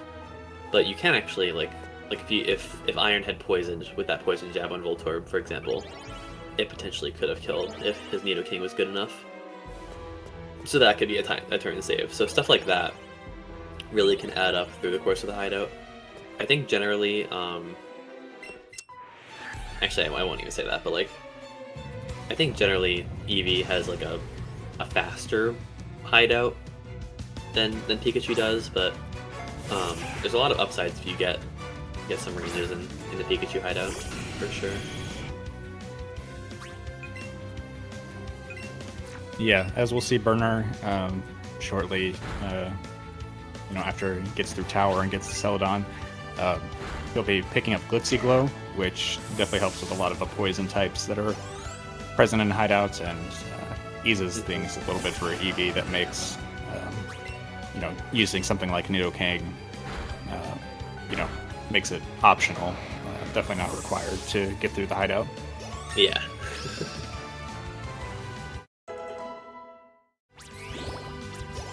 Oh, that's not a lot of attack at all for Crisis. That is probably minus. Which, at this point, doesn't really matter. Kind of the bulk of Nidoking's attack power is out of the way now.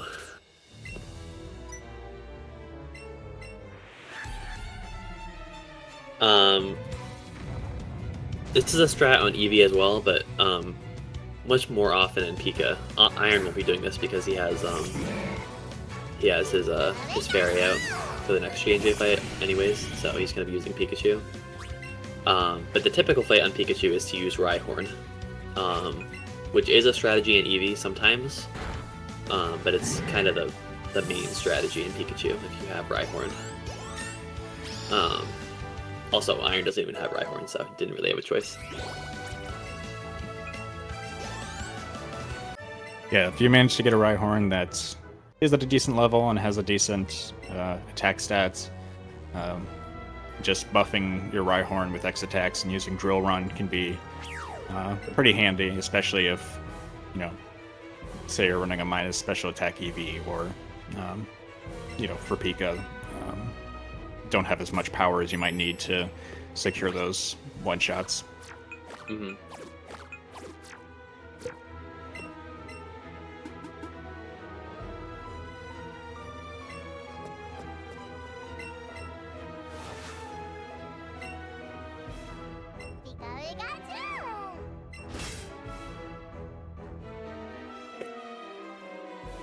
Basically, I have no context for how good or bad Crisis's Rhyhorn is, but it actually makes quite a difference for the fight if you have a not great Rhyhorn, because if Arbok doesn't die, then the fight can be kind of dicey, because then Weezing will definitely not die, and then you give it lots of turns to attack you and your partner. So you don't want that to happen. You want a good Rhyhorn if you can. Yeah, and it's very possible to go through, up to this fight and you never see a Rhyhorn level up, so you don't know what your attack stat is, and you're kind of just hoping for the best.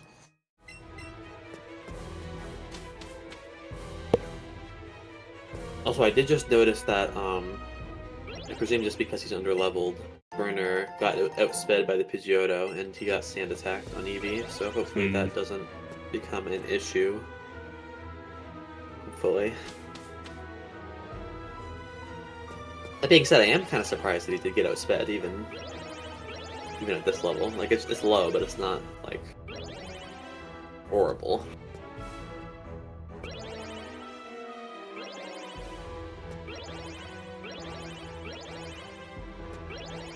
Oh, man. Not the greatest turn one for Iron. Ooh, yeah.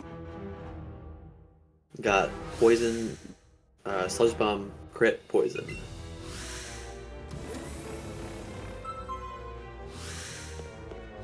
Or, sorry, it doesn't have Sludge Bomb yet. It's Sludge, crit, poison.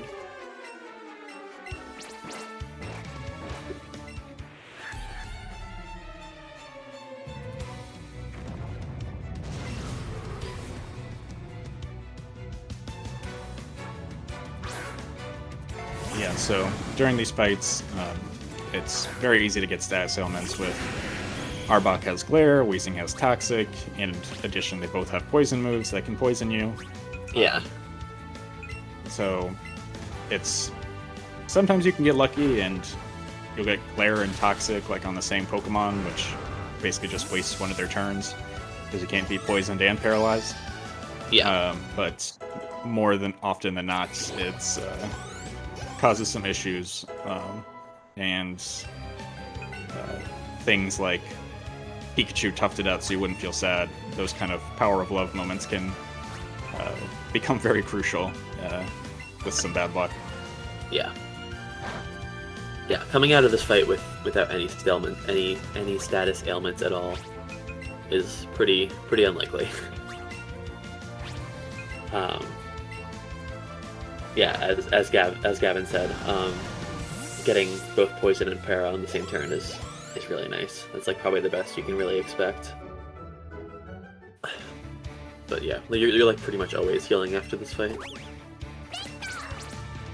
Well, not pretty much always. It's just you have to heal at some point, whether it's before the fight or turn 1 of the next fight or whatever. Burner going into, we're actually going to see a Clefairy, a metronome moment happen. What'll it be? Because the other two are just one-shots. And he is actually the same level as Clefairy, so Horn Drill is an option. Okay, nice. Oh, but he got the flinch. Yeah. I was thinking about the Horn Drill when he hit level 26, but I was afraid to say anything. Because Commentator curses are not real. Yeah, but I've gotten the guillotine from that before and had it hit, so I know it's definitely possible. For sure, for sure.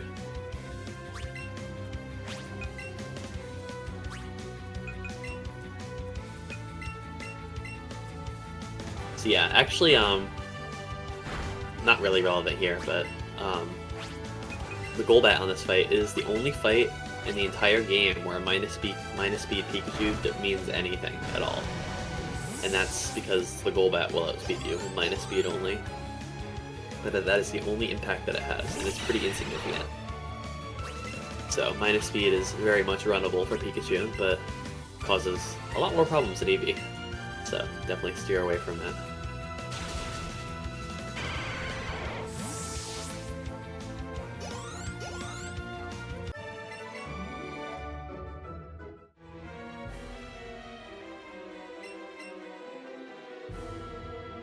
Looks like Bernard maybe my trying to get that goodness. Vulpix. Yeah. Okay. Fancy footwork gets through the Raticates. This isn't really a grass patch you like depend on getting Pokemon, but it can be a nice kind of backup in case you did miss something on, especially on Route 6. That you kind of have a second chance to catch one of those Pokemon. Yeah, exactly.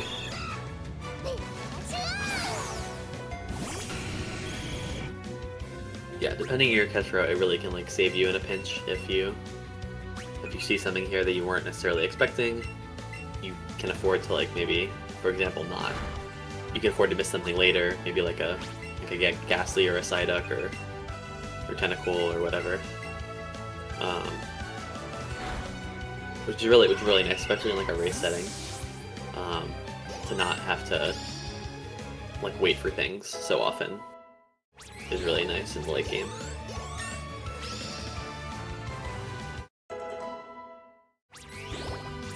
Okay, we see Burner teaching Glitzyglow over Sizzly Sly, which I think means that he's intending to do self-destruct strats on Giovanni, which is fun. Yeah, he does have the Graveler still in his party, so definitely still on the table.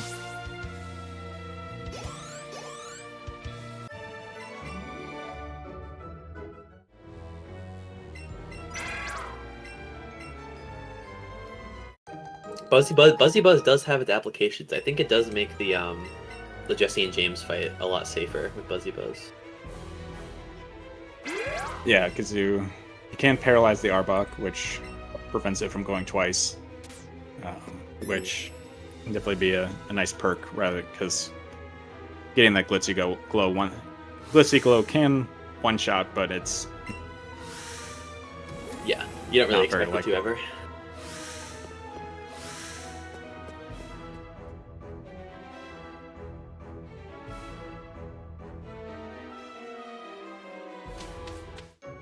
Iron teasing us with the threat of Vile Plume in our future potentially. You never know.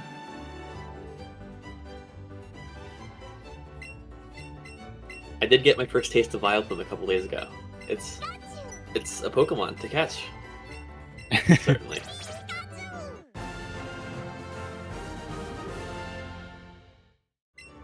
Would you say it was? How does it compare to Tangela, which appears on the same grass patch? They're like similar. I feel. I don't know how the catch rates compare, but I feel like neither of them. I think out of like the single Pokemons, they're like relatively tame in terms of like movement. Like I take either of them any day over like Ditto, for example. Oh yeah.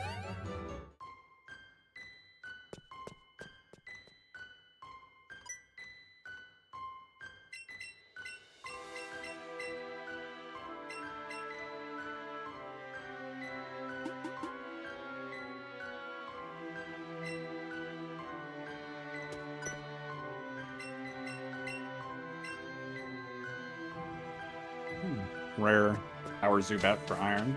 I didn't catch if either one of them lured before coming in. Yeah, I don't know. I think most people nowadays opt not to. Not because like it doesn't help, but just because like generally it's like not worth doing. I think for a lot of people, like it doesn't really change your odds enough to warrant it.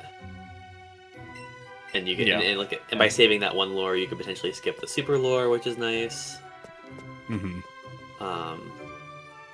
So yeah, I think most people nowadays don't lure here, but could be wrong.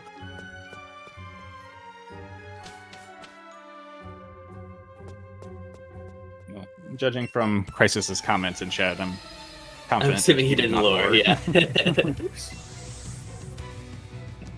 that would make sense.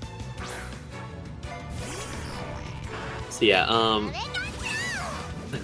kind of slept on difference between Pikachu and Eevee is these fights that give kind of a sizable edge to Pikachu because number one, you're using Zippy Zap, which is +2 priority, which outspeeds Sucker Punch, as we said, which Haunter can use. And number two, it's not super effective, so you don't get a turnaround. Oh no! Oh, that's unfortunate. Iron hits Crisis hits an optional in Tower, so that's gonna.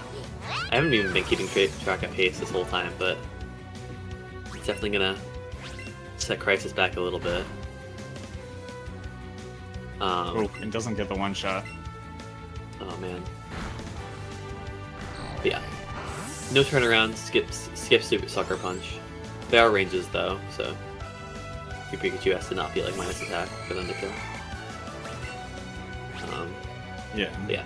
Whereas on Eevee, you're going to be probably using Glitzy Glow, which is super effective and should one-shot everything, but you do get those turnarounds. Yeah.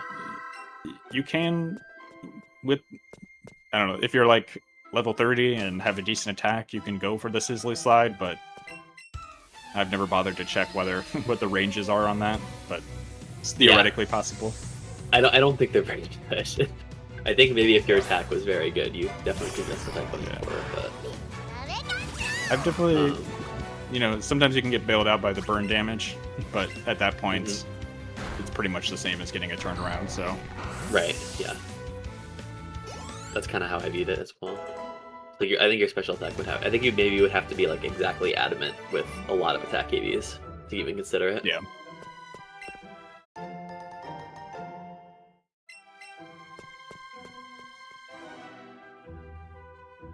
So I mean, I haven't really been even looking at pace between the two runners in like a while, but I think the fact that Crisis just hit that optional means that I think Iron was probably already in the lead, but I think Iron is probably a little bit more clearly now in the lead now than Crisis, because he's a poke behind, but he's definitely at least a minute ahead progression wise, I'm pretty sure.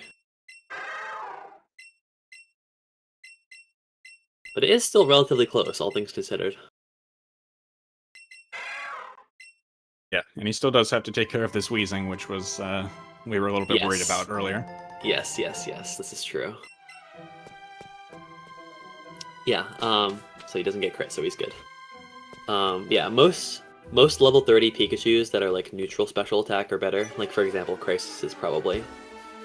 He probably has a special attack to go for a range on +2 Helping Hand Thunderbolt on Wheezing, which allows you to save like an extra 2C turn from. There's like a heal turn that involves if you like have no chance to kill it. The downside of this, however, is that if you miss the range, you die, which is like it's like time loss. It doesn't really matter that much, but if you're going for that range, you want to hit it for sure.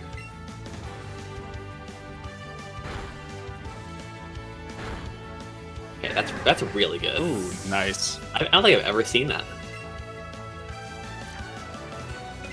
Yeah, so getting the Growlithe paralyzed, and then it getting KO'd, taking both the hits basically, just makes the rest of this fight a lot. So now he doesn't even have to go for the range. Yeah. Which is great.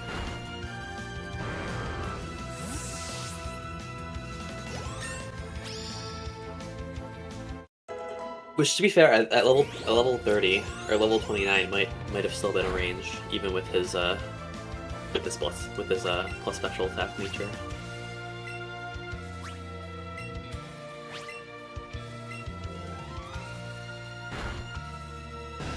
All right, so quickly approaching for Iron and Crisis soon as well is Pokemon Road, which is another very important spot for catches. There's some stuff that you really cannot afford to miss. Mostly for the sake of your catch route, because there isn't that much left to replace certain things that you miss here. So if you're low on catches, you're generally probably going to be doing some waiting around if you don't see exactly what you want. Which, I mean, I think both of these catch counts are like kind of around average, maybe like slightly low, but like nothing like too drastic. Yeah, I think they're both in Crisis and Iron are both in pretty good positions with 33 and 34, or now 35. Mm-hmm. Let's see. Taking a look at their plan. Nothing too unusual.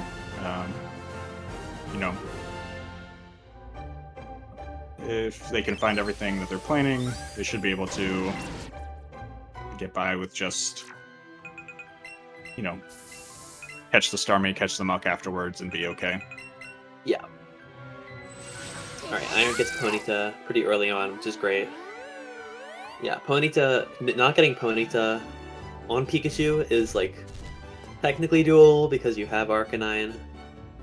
But it's really, really not good.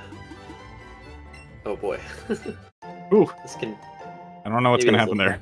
Maybe this will get in. Wow. Yeah, Iron has Ponyta, which is great because you want Ponyta as your ride for the rest of the game. Yeah, Rapidash going to be in the fastest speed tier and is kind of just a helpful, sidekick Pokemon to have for the rest of the game. Yeah, for sure. I think we saw Sandy actually go with that Ponyta yesterday, and it involved, I think, like killing Arcanine in a spot so that doesn't get experience because it is much lower level. Which, I mean, it's like probably fine. It's just, it's just a very niche situation that most people don't really bother to face.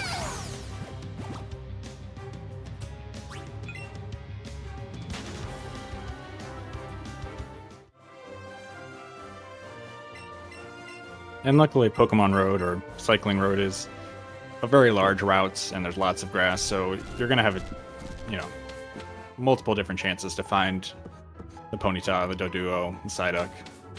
Mm-hmm. Yeah, definitely. seems like Crisis currently doesn't have Tentacool planned, which is good. So we can't afford to miss something if one of these 3 Pokemon doesn't show. So he's in a good spot. Iron, where's Iron's? Iron currently does have it planned. So we'll see what happens with that. He also has Pidgeotto planned as well on top of that. So I think I would say that Crisis is probably more likely to get everything that he wants than Iron, but if everything just goes right for Iron, it like probably will not be a problem at all.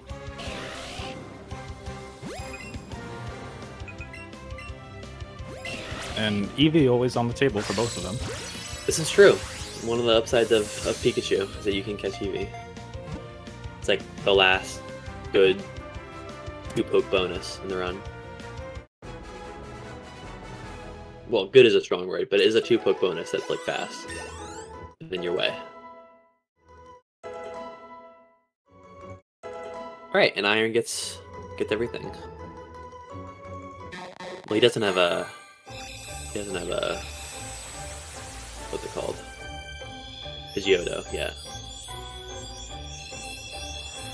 But, so yeah, so Iron's path to 50 right now is Psyduck, Grimer, Tentacool, Pidgeotto, and Staryu.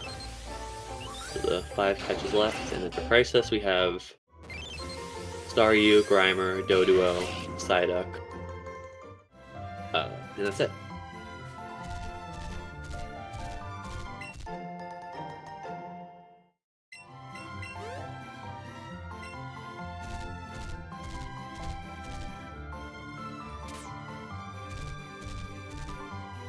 So he's going to be waiting a little bit. See how long he decides to wait. He still has Dodo and Psyduck on the table. So yeah, okay. Here we go. Yeah. So I imagine he may actually leave without Doduo at this point and take Tentacool. So we'll see.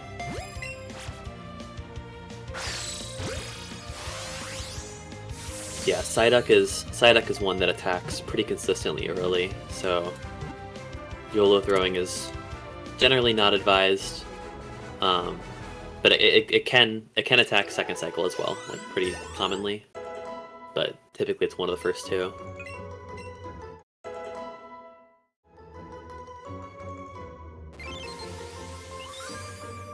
Alright, Iron appears to be out of here. Did he get Pidgeotto? He can still get it on Route 21. And if he doesn't get it there, then maybe looking at some singles, potentially. Yeah, could be also, looking at also worth noting. Also worth noting that his poke count is still odd right now. He still has 51 planned. So that is interesting. So I wonder if he can drop Pidgeotto and instead opt to catch a single, which is like not as bad.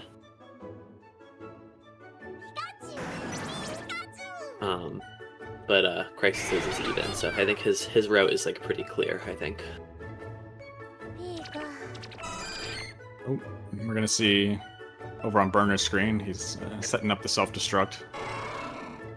Yes, he is. This fight is like very safe. It's like pretty hard for this to go wrong at all.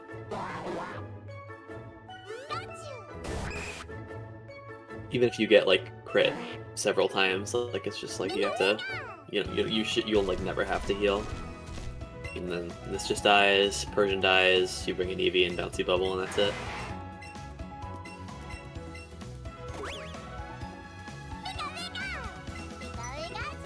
The only downside is you just have to keep Graveler in your party for a very long time, which is not something you normally would do.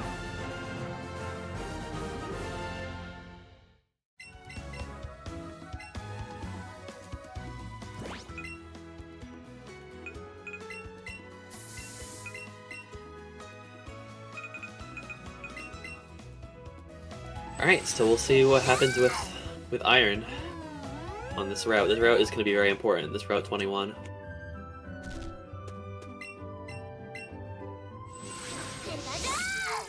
There is a Tangela. Okay, he's passing it. No Okay. Pidgeotto. Oh, there's Pidgeotto. There's Pidgeotto. It spawned towards the end, so I wonder if he's gonna go back for it now. Might be a little disappointed there was no Vileplume, but I know he was looking forward to that. Yeah. I didn't catch the CP on the star, but I assume someone in chat's probably gonna say it. 1096. Wow, that is very high. More than likely have some good star things happening for Crisis, but never guaranteed for that to happen. We'll have to see.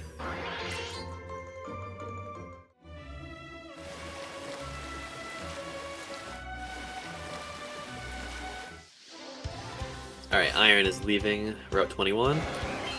So I guess the choice just is Magmar at this point. Oh, Ooh. this is dicey. Okay. Alright, Iron's got his star. Let's see the CP. 1070 again. So much 1070 Decent, lately. yeah. Yeah, those swimmer trainers are not something you want to hit.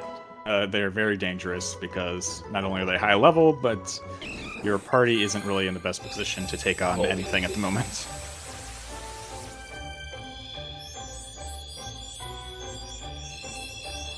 Alright, Iron's got his star. So all that's left for Iron is Grimer and either Magmar or Ditto, or does he have any other options? I don't think so.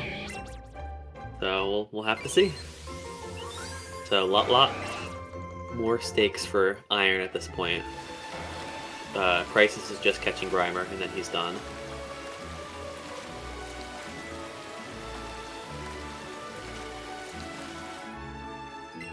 Goodness.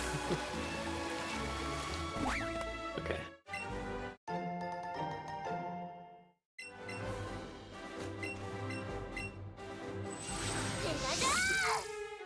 Alright, there's the Magmar. Going for it first, so we'll see how this goes.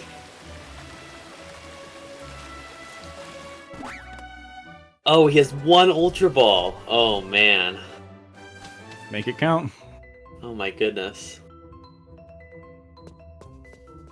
The And thing of is about course, it's Magmar just is non-stop jumping. the thing is about Magmar too is that even if he does get like an attack and he gets an excellent off of it, it's like not particularly likely to get in either. Alright, well he gets the excellent, so he gives himself the best possible chance. And now we're just hoping for the best. This is a very make or break here. Oh Ooh. no. That is really bad. So not only is he out of Ultras, he's also out of Silver Razzes as well. So this is disaster for Iron. Oh. Oh, and having some motion control issues.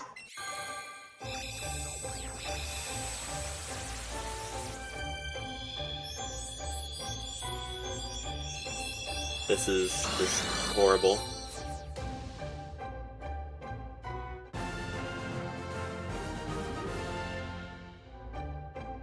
Alright, this is realistically the last chance he's gonna get.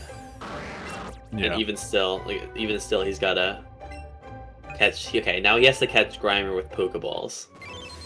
We'll see how that goes.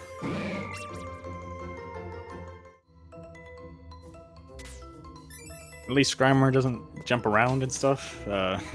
Yeah. Mostly gonna stay in place, so... Yeah. Could definitely be a worse catch to be in this position for, but...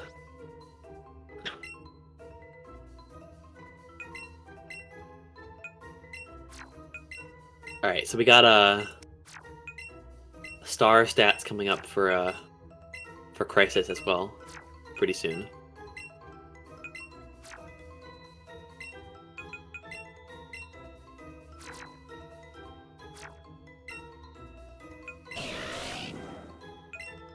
And we got Grimer right now.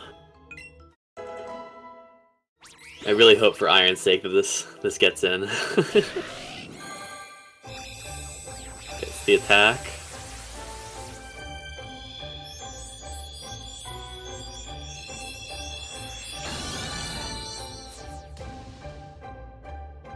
All right, it's in. Okay.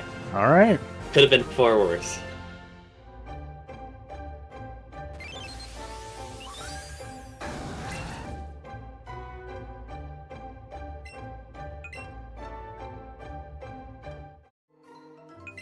All right, and star for Crisis is All pretty right.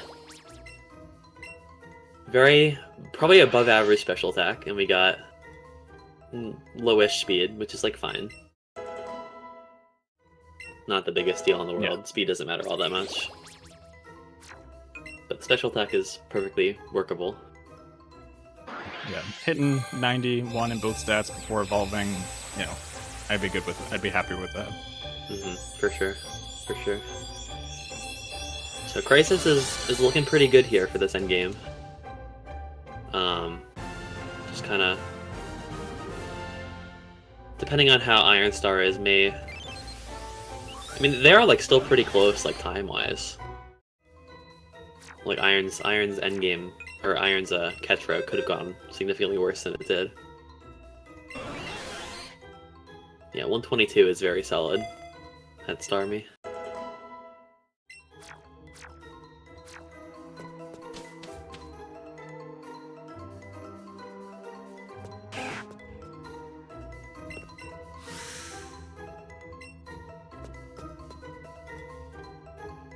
Alright, and we got Iron Star here.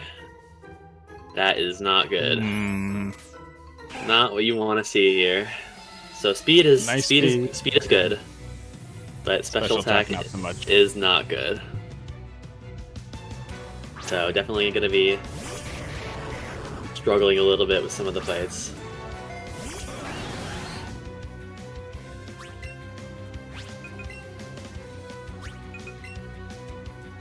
Also worth noting that I did do a PB attempt of Pikachu last night and got a 1070 star, and it was also horrible. For those of you keeping track at home. 1070 might be the worst CP.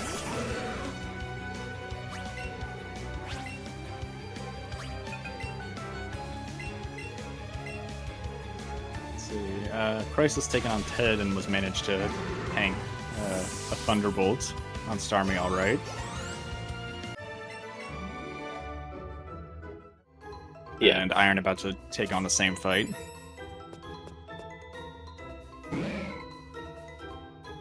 Yeah, they're like relatively close. Oh yeah. Like definitely like if Iron decides to 1C everything, he definitely could win the race if Crisis doesn't. Now Yeah, still plenty of stuff up for. Now that being swings to be said, had. his star is not very good, so something like 1C Naomi maybe won't work.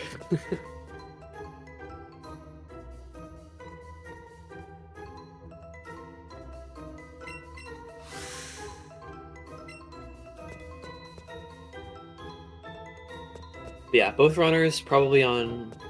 It's gonna be like what, like a 205 lane. So this is what, like 307, 308 pace, maybe. Yeah, Which is pretty solid.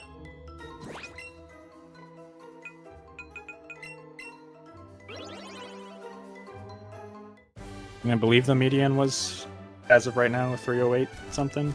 It is currently a high 308, so it might actually be close with that, depending on how the end game goes for these two.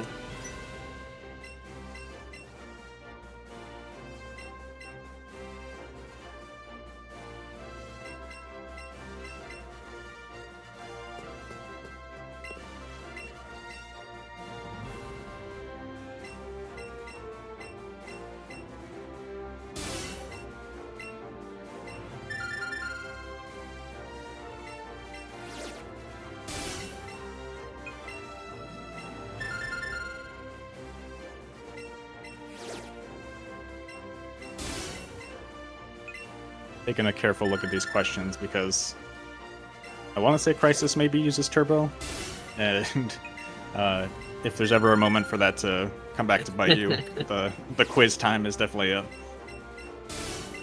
Definitely a large one. Yeah, a large one. Yeah. Yeah, I'm pretty sure he does use Turbo. A couple runners do use Turbo in this tournament. It's perfectly allowed and everything.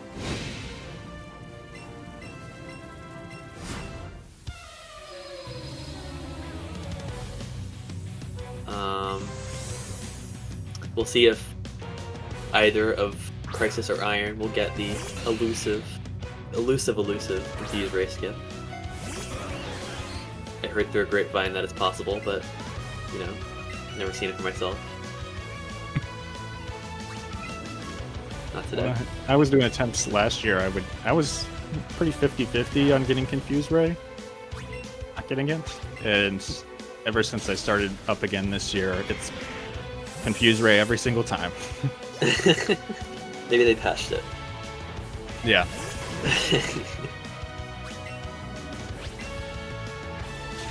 Yeah. What was I gonna say?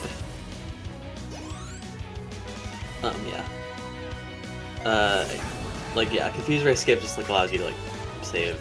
It allows you to save both a turn and a full heal item, which is somewhat relevant later. There are some things in the Victory Road / E4 section that can status you that may be a problem. I think it would allow you to more comfortably skip the full heals while you like don't really need them to begin with, but like it definitely puts you on the safer side to have an amount of full heals on your side going into the end game.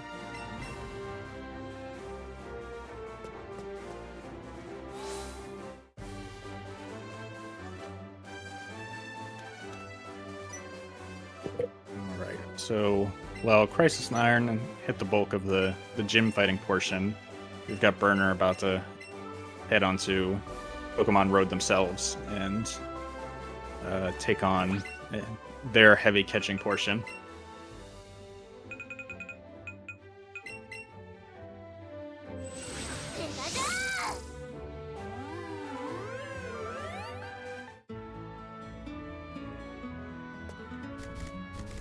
And luckily, Iron gets through lane just fine, and is about to after this Ninetales.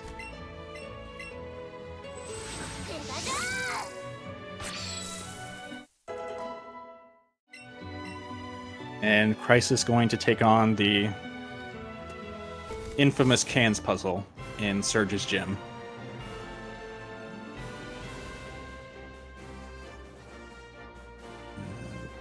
Burner debating whether or not to go for this Pidgey.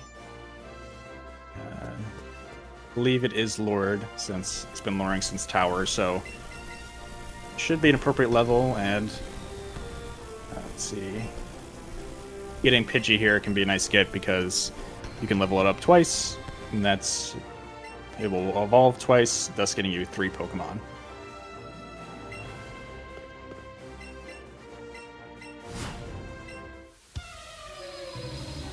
Oh, when I blinked and Crisis somehow solved the cans puzzle just fine. Who would have guessed? Of course, in Let's Go, the cans are predetermined. They're the same every time, so no resetting or multiple tries to figure it out. And since we are 20 levels higher at this point than any of Surge's Pokemon, it's just spam Scald and get through it just fine.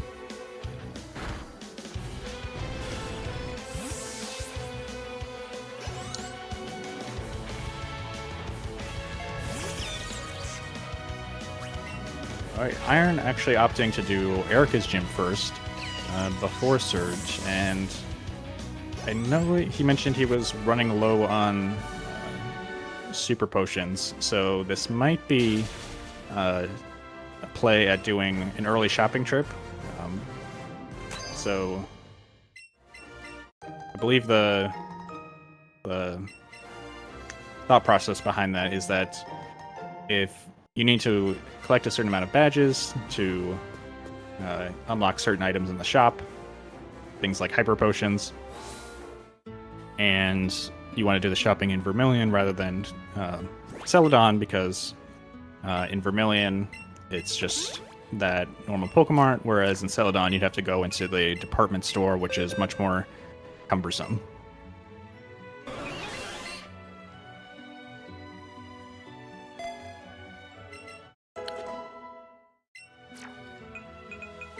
And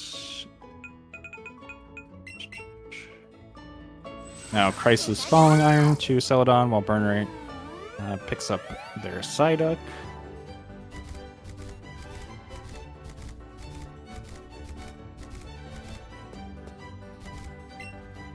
And similar to Surge's gym, this is going to be pretty easy. We're significantly over-leveled for this part, for the 4th gym, so we're going to be able to just spam Psychic and one-shot everything. And Crisis. Yes. Oh, nice. Good choice. Choosing the Grimer as the cute Pokemon. So true.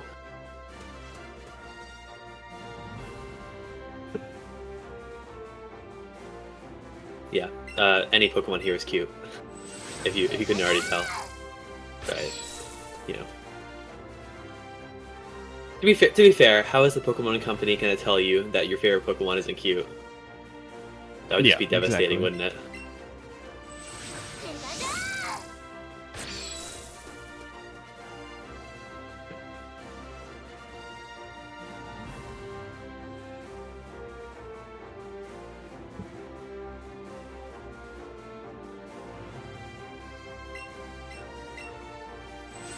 Also, I feel like they intended for all these fights to be done, like all of these trainers in Erica. Like I think they intended them for them all to be like mandatory, and just like failed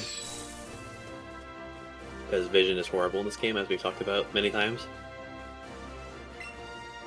Yeah, I can't imagine what this gym would actually be like if you you had to fight all of these trainers. How many minutes that it would add to the run.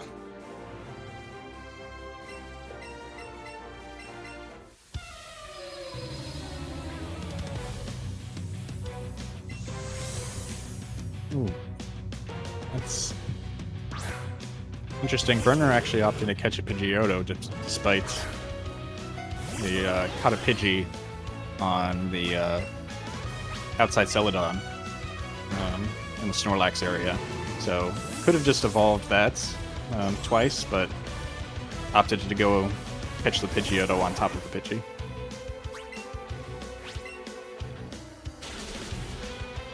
Yeah, I don't know. Maybe just have Pidgey out as a possibility. I'm not exactly sure, but.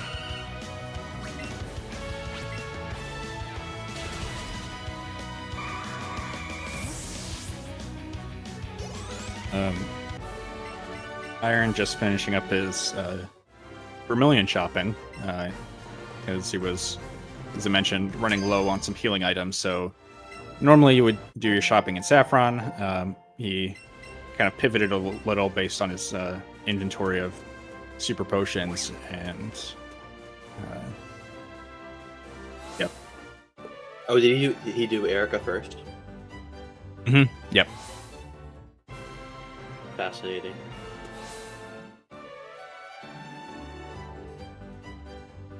I think Crisis was trying to get the fly skip, the roof blocking the balloons type thing, and accidentally re-entered the gym. Yeah. That's a classic. I think everyone who's attempted that has failed it at least once in a run. Oh yeah. I mean, that Rapidash, like, hitbox is so huge that it's very easy to just enter buildings when you're not trying. Yeah. For sure.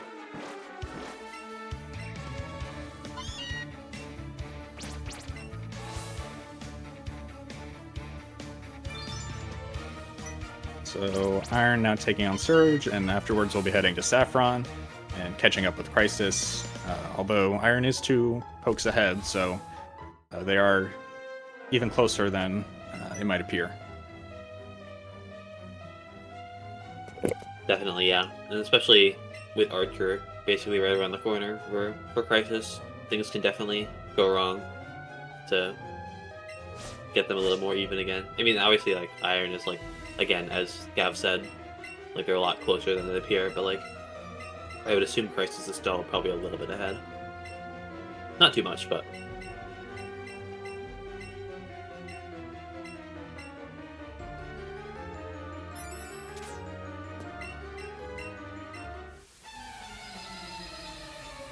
Yeah, between the Archer fight and Koga's gym and even Giovanni's gym, there's still plenty of variability coming up too, for one to get in front of the other and vice versa.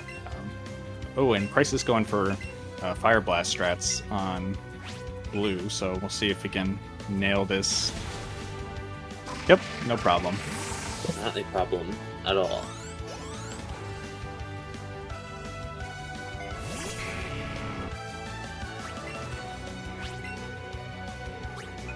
And I assume Iron will be doing the much safer Dodrio version where you can just X-attack Drill Peck.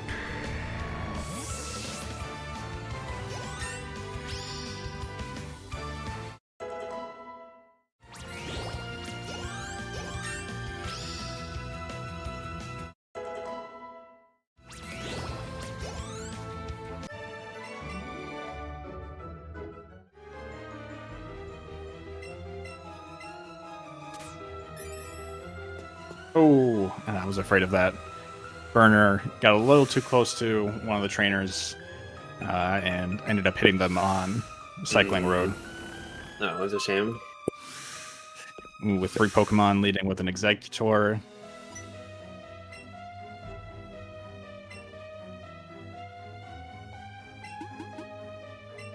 Yeah, not going to be easy to get out of this.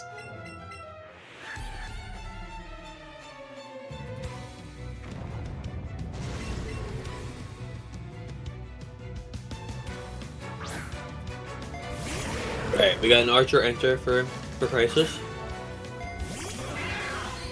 First turn is very important here, so we'll see what happens. Hopefully not Thunderbolt, but we will see.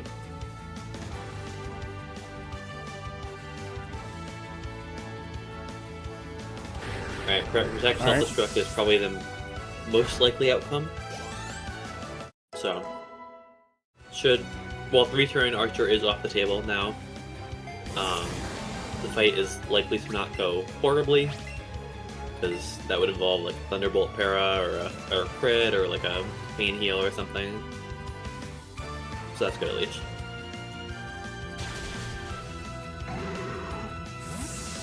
Yeah, for this fight, we're definitely trying to take out the Monk as soon as possible because it has some very not a fun moveset, including things not like a very troll. Minimize, Toxic. I'm not even sure if it has like an attacking move. It might be just all status moves. And yeah, I literally don't know. Definitely Toxic, Minimize, Protect. Obviously those 3, and then something else.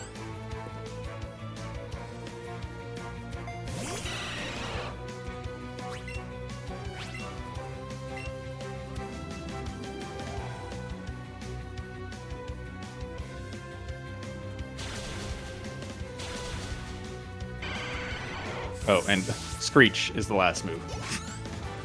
Oh, perfect. Cool. Yeah. Awesome. Just to soften you up for the Raticate.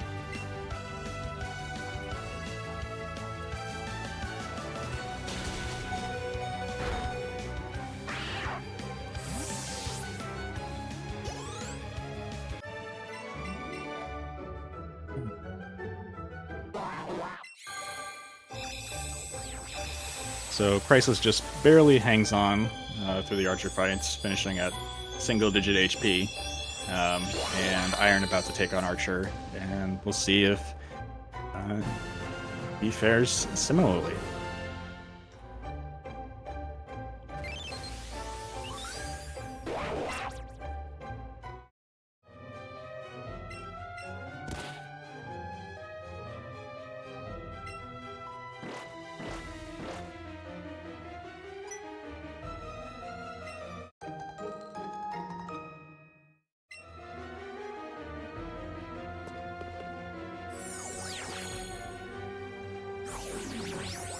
That is not great. Could have technically been worse though, because Muck can also protect on the Thunderbolt turn. That is just horrible.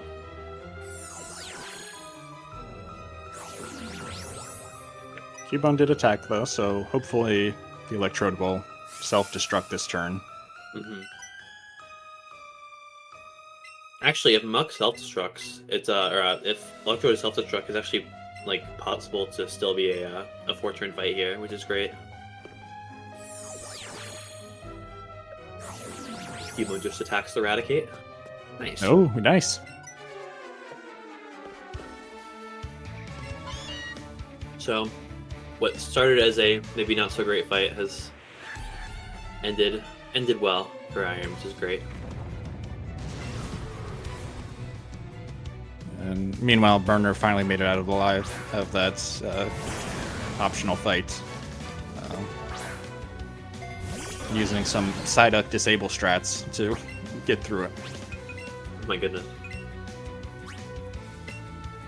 Creative. Mm-hmm. Yeah, unfortunately, all of his Pokemon are pretty much his whole party's knocked out, so he's gonna have to stop by the center to heal up anything that needs to be evolved. Yeah, fighting an optional on this route is like extremely awkward because you're like kind of in the awkward middle stage between switching off of Pikachu and into Starmie, so you don't really have like an established party at this point. Yeah, and like I believe all 3 of those Pokemon were level 40, so it's like Yeah, even if you did have Starmie, it would not be easy. For sure.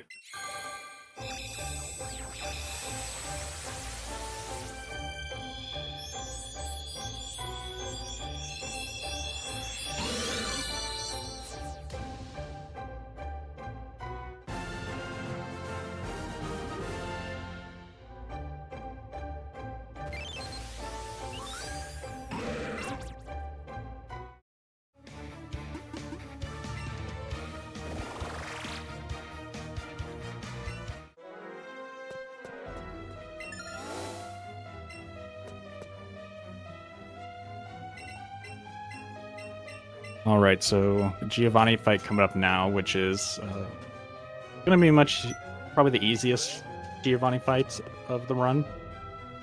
Yeah. Effectively, nothing can happen. If you have absolutely minimum speed, you can technically get outsped by this Persian. I think with 0 IDs and maybe only level 45 on top of that. But even that, it's just an extra turn that you might have to heal out of battle. That is the absolute worst thing that can happen in this fight. It's very much a team fight.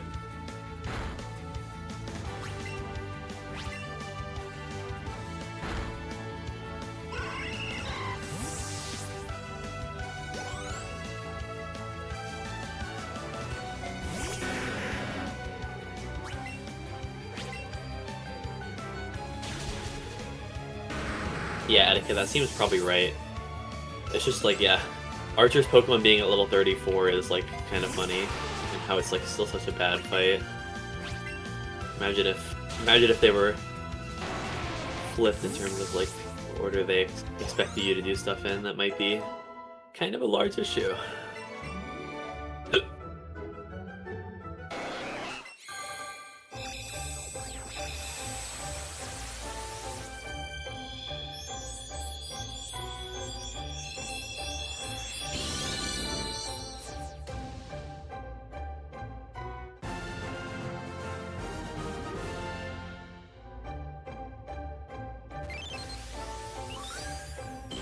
So Crisis is getting out his final evolution now, so you see his catch count is now 48, which means all he needs to do, along with Iron, is to get the Lapras on floor 7 of this floor, and then leave and go get the Porygon, and then they both have 50. And they're free to enter Koga's gym. Let's see, Burner picking up his star. 1081. 1081. Pretty high. Yeah, definitely will take that. But CP definitely is not everything.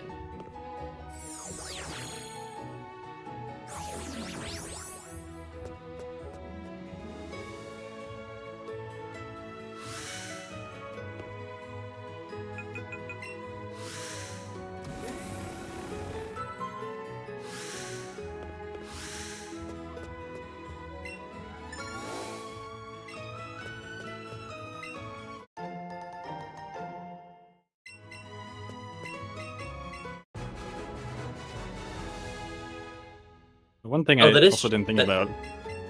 Oh, go ahead. That is true. Yeah, I was about to the shopping. That's what I was about to mention. Yeah, that is true. That Iron's already done like everything basically, right? Like he's shopped for everything. So so there's actually quite a bit of stuff that Crisis. So maybe Iron is like kind of firmly ahead at this point. We'll have to see. It may be close. Maybe it's close.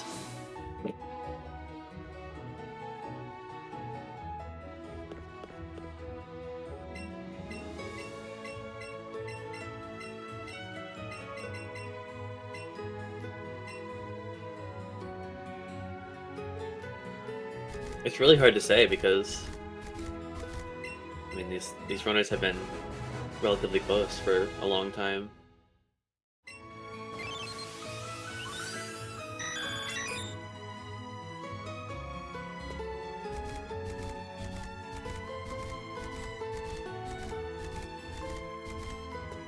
Yeah, pretty much the whole way through, they've had similar catch counts. Never being too far apart from each other.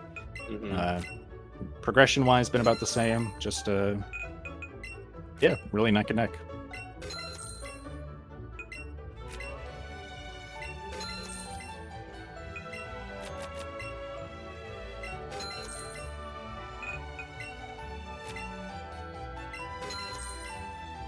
Slight difference in I don't think we mentioned this before, but slight difference in in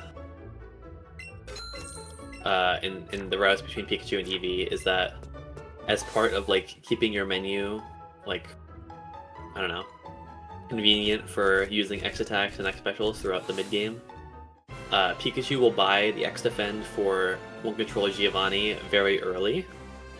So you won't see Pikachu runners ever buy an X defend in this shopping. And that's interesting because sometimes you won't want to do 1C Giovanni. So if you run Eevee, you have like a later time to like flex it if you want, depending on your situation. Now that being said, like you pretty much buy it most of the time anyway, just as like a as like an option. But it's like still not the end of the world if you like want to switch to 2C. It's like not that big of a deal.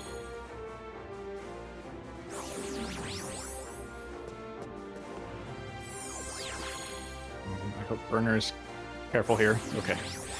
I knew there was a swimmer spinner right there and that he was going past and getting a little nervous.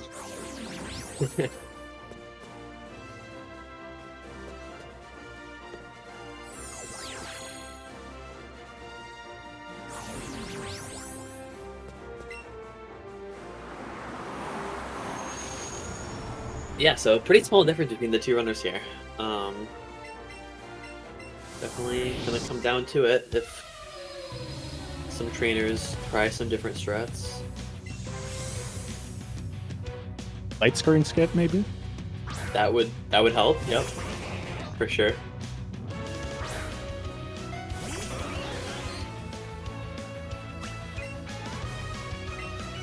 Yeah, Sabrina's incredibly likely to use light screen turn 1, and if not turn 1, then turn 2. Which gives you a pretty predictable and samey kind of fight. You can technically die if you get crit or if you get some spit F drops. You kind of have to be on the lookout for those, but nothing really ever happens here. Yeah, I've probably been watching runs of this for like 3 years, and I think I've seen light screen skip once. And oh my goodness! Wait, did I not have light screen on? no, they both got it turn 1. Did he crit? Okay. I see. Alright, yeah, he crit Mr. Mime. That's all it was.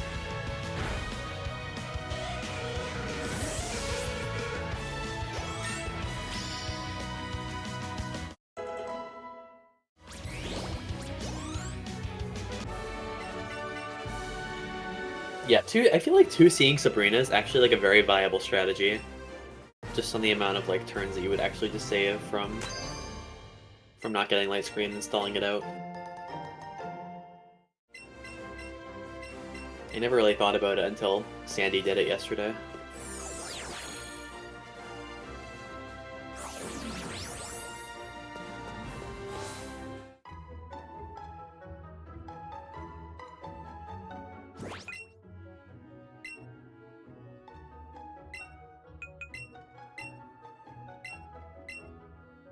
So Crisis exiting Sabrina's gym a little bit ahead of Iron, but as we've alluded to, there's still, especially in this next gym, plenty of opportunities for time gain or time loss.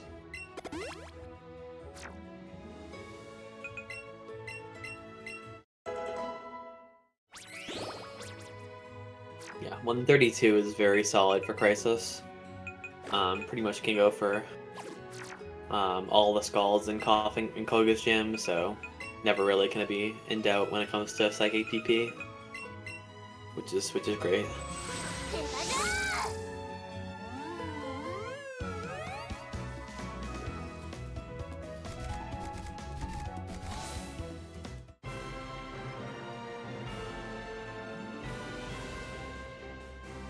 $120 for Iron. What a difference. Yeah, not going to be going for many Scalds. Yeah.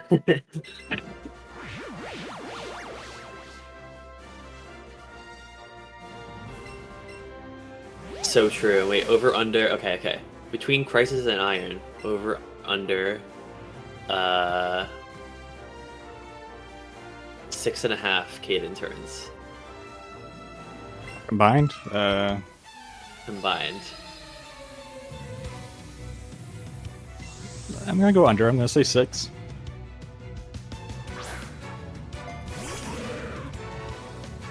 I think 6 is just like 2 standard fights.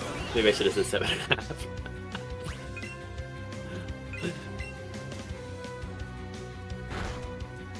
Yeah.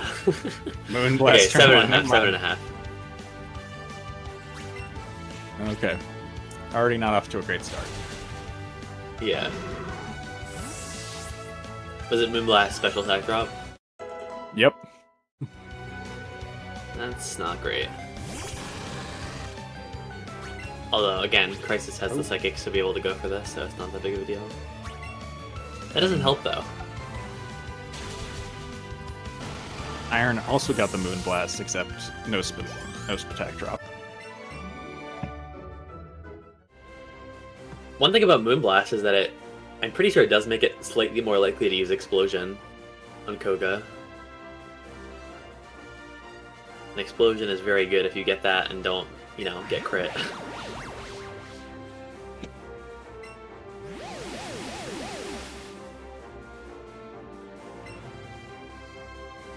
Yeah, so that wasn't amazing for Crisis. Yeah, the real bad Kaden comes when you get minimized turn 1. Yeah. That's when the fun begins.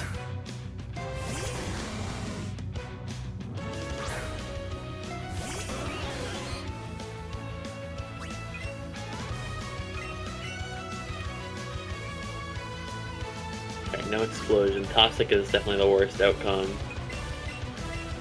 Unfortunately. It's Protect, though, so hopefully, yeah, able to just take it out. Yeah, so both, this may be relevant. Both runners are not at full HP, leaving Koga's gym, which means that if they want to one controller Samuel, they're probably not going to survive a Mega Horn. So it makes it riskier for both of them, provided they don't decide to heal in the next menu. But we'll see. I imagine there will be some 2 controller Samuels, at least one, surely. Iron getting much better luck on these protects than Crisis is. It's very interesting. It's like he's catching up gradually, not like anything bombastic happens, really. Yeah.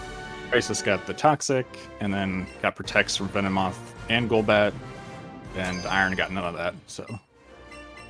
But I think that I'll check the differential at the exit gym here, but it seems like they're a lot closer now. Oh yeah.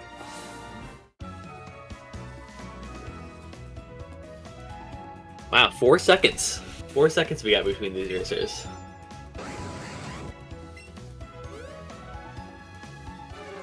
And both runners doing late teeth as well. Wow. Kind of forgot that was like a thing that could cause some different times if they did different strategies, but.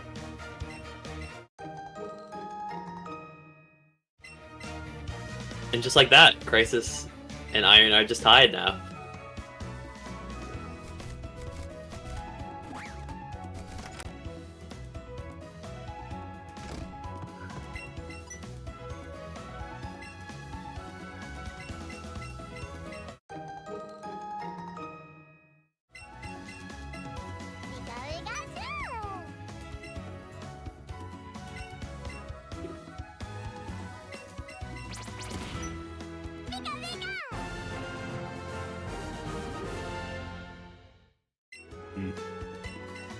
Looking at Burner's fight against Blaine, and unluckily getting the burn from Magmar Flamethrower. I love just like reading the I was like reading all the text boxes, and I was just like, it was funny to read. Your Pikachu is a clever one, Sunny, and then your Pikachu is a clever one, Lassie. I never noticed that before.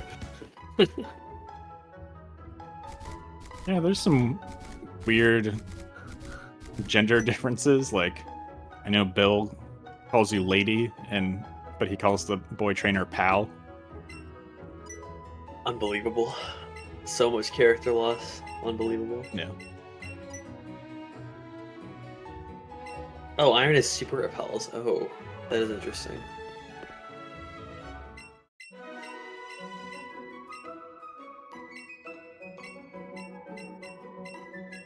Oh wow! I just looked at burner screen, and we are going through it, aren't we?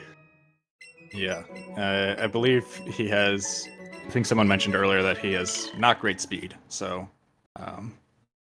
Probably got Flare Blitz burn. I imagine. Not the funnest.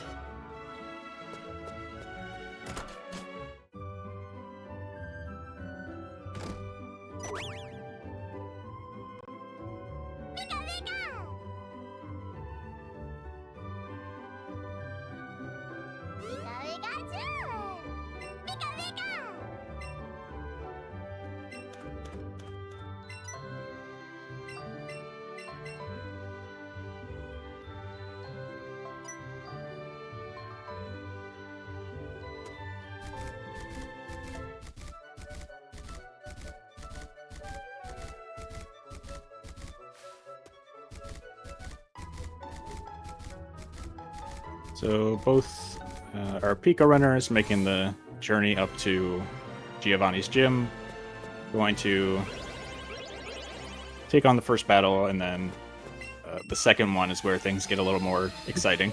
Yeah, I'm very curious how each of the two runners are gonna decide to play this gym, because I imagine they both know at this point that they're very close together. I wonder if that's gonna affect the way they're gonna play.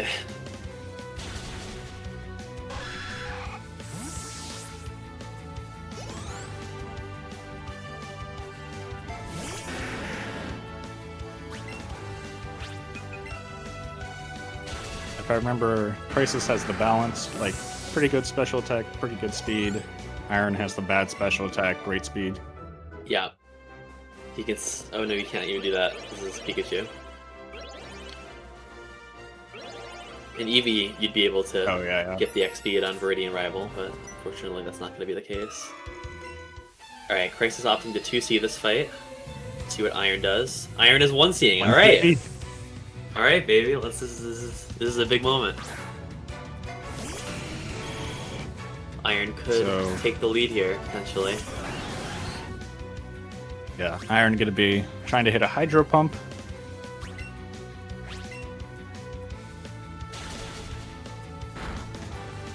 Alright, Nails it. so Iron is ahead now. That's... So I wonder if that's going to affect the way Crisis plays now. As we said before, they're both on Pikachu, so they both got the X defense, whether they wanted to or not. So they both have the option to 1C Giovanni if they want. I think we've seen a lot of 2C Giovanni this tournament, so definitely wouldn't be surprised if one or more runners off the 2C. We'll just have to see. Oh, looks like meanwhile Burner might have hit an optional in Surge's gym. Oh. That's unfortunate. Yeah, there's like the one optional that's like above the second can, that's like looking right, as well as the one you can like accidentally talk to are both options to be hit. So it is actually like kind of mildly scary if you're not careful in that situation.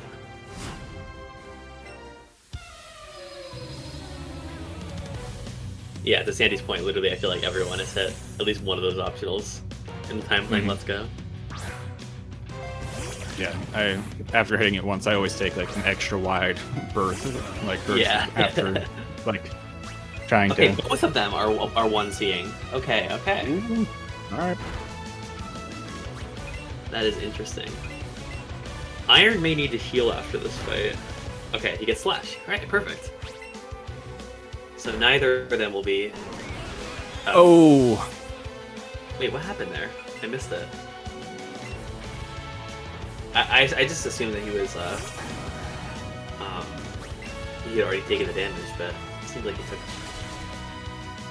quite a lot. So Crisis is dead to 1C Giovanni, so he needs to wipe and come back. And what we've learned from yesterday's race is when he's doing this, he needs to remember to not go around to Samuel. He needs to go to the right teleporter, directly right of the first trainer in Giovanni's gym, to not fight multiple optionals on the way back. Very important.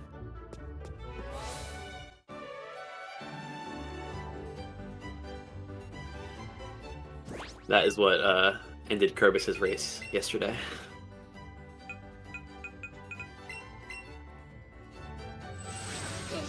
Yeah, if you haven't been in the position before, it can be very easy to just, oh, I'm gonna go the same way I came in, and Yeah. nope, the trainers go into funky positions when being in places you don't think they should be. Oh no.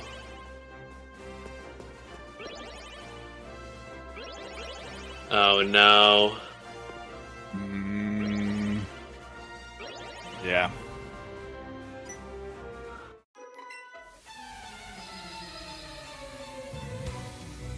So Crisis is going to have a little bit extra experience going into the rival fight. I don't know if this is the only one that's required. I've never been towards this area.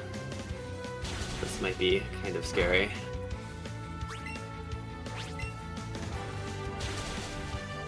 Alright, so Iron now has a firm lead, so he probably can afford to see everything if he has the resources to do so. Yeah. Yeah. What I was afraid of. Wow, this gym is brutal. Oh my goodness.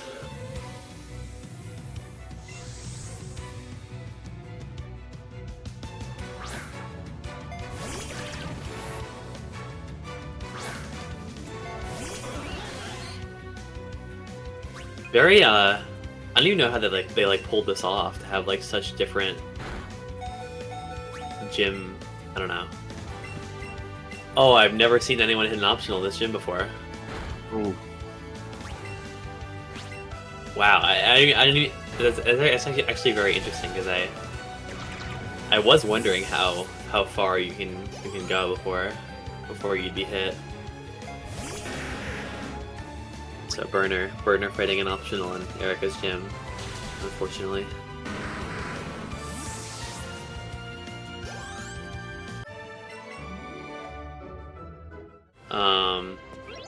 What was I saying? Yeah.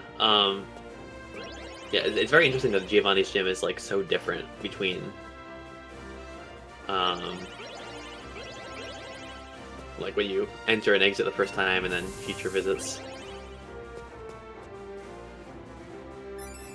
Yeah, I'm not sure if they expect you to complete it one way so that if you were to exit and re-enter, like they want things to be like they assume you did it a certain way. I'm not completely sure, but because there's also the aspect of if you enter and exit the gym, like if you like die to one of the fights before Giovanni, like say you die to the Nidorino Rhyhorn guy, I don't think there's a way to go back normally, but if you die specifically, you can come back and then skip an entire trainer. Mm-hmm. So there's that too. Like I don't really know how all that stuff works. It's very confusing to me without real reason to be.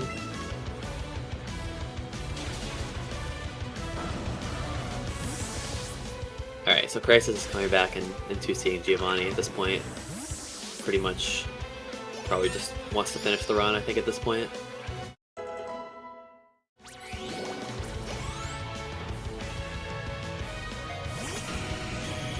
Yeah, exactly, Sandy.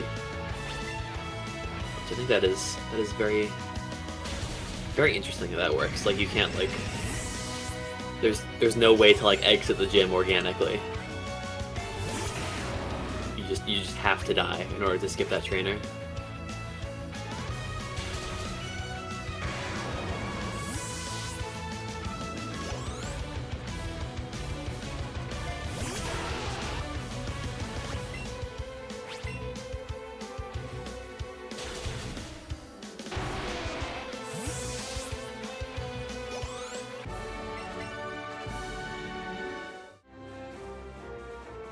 So, given that Iron has a more comfortable lead now, I'm assuming he's going to play things pretty safe through Victory Road.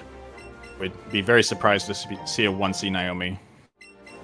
One thing I am wondering to see is whether Iron will opt to Hydro Pump turn 1 or not, because the special attack is bad to the point that it may not even be worth doing.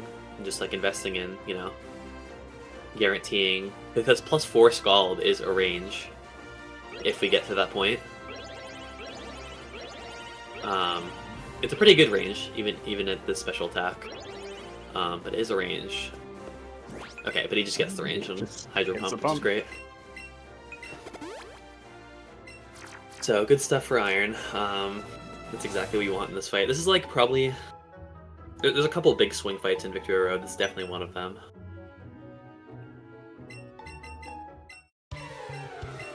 Another one is Caroline's Jinx, which we'll see soon.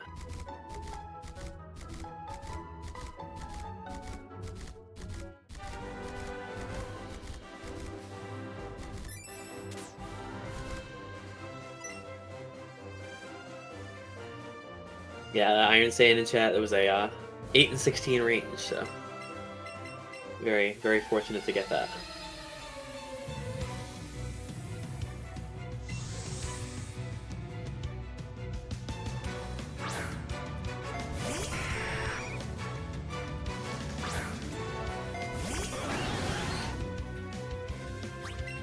Yeah, Viridian Rival, pretty easy fight for Crisis. You basically just the only real threat is forgetting to X speed on turn 2 because Raichu or Jolteon can come out turn 3. So just remembering to always X speed on turn 2, and as well, if your speed is horrific, you can get outspread by the Pidgeot on this fight, and that can result in stand attack, and then bad things can happen. But that's super unlikely. Definitely not possible with this star.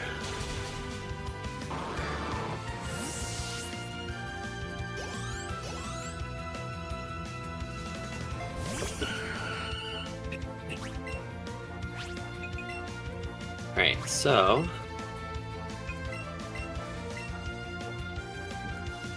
what else we got here? So, Iron just finished the Hypno fight, so this is the last fight that Iron's going to be doing while not healed. He's about to go get a heal from Officer Jenny before continuing through Victory Road. Pretty well placed, I'd say, because you definitely would like to be at... It definitely helps you with PP, first of all. Because your psychics are kind of a little bit tight in places.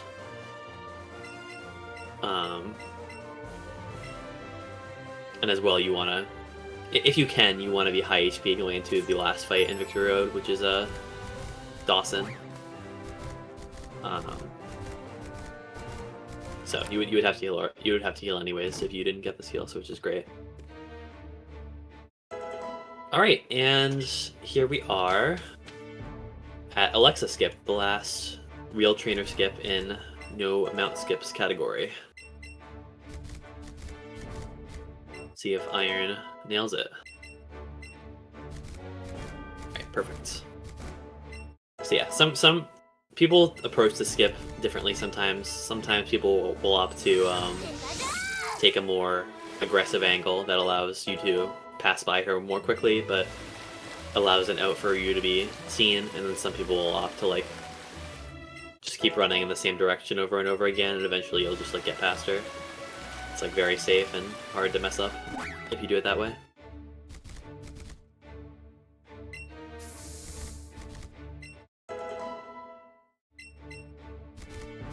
Ooh, Iron hitting the pump, but misses the range. Oh, that's a shame.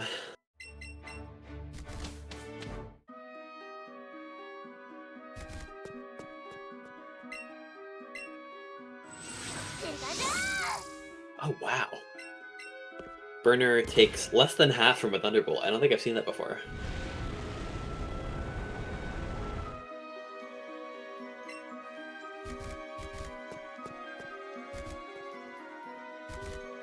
Obviously can't really...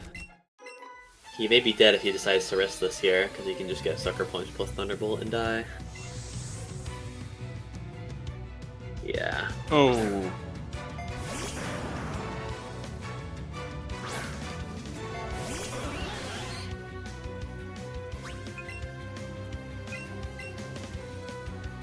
Oh, Crisis is 1C Naomi.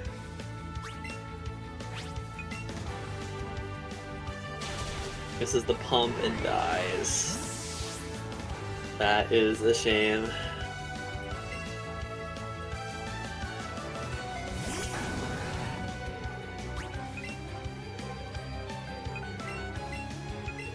Now Burner gets the self-destruct, and hopefully fight can be over. You get some relatively EV soon. action. Yeah.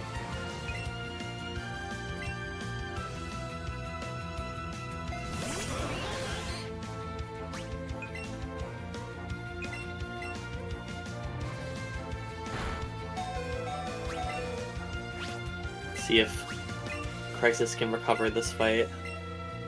It's not looking too hot. He's out of revives at this point. Oh, he gets Outrage. Okay, that helps. Alright, cool. Hits the pump that time. He's through.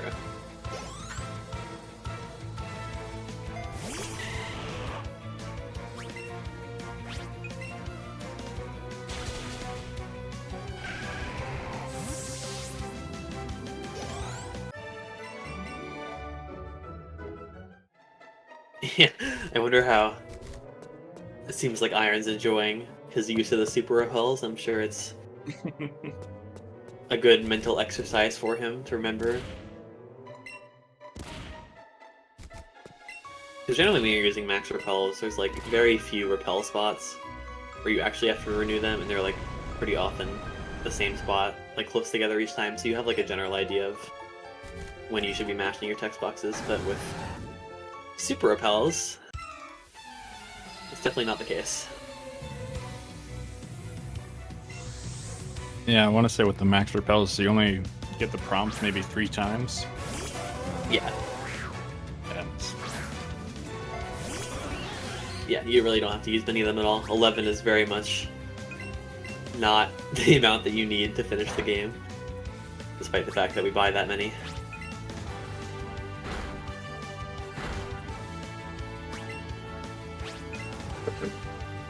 Iron picking up the floor store is curious to me. I wonder how he's going to play this. Because typically if you're doing a full 2C floor, you shouldn't need the full restore ever. So I wonder what he's thinking here.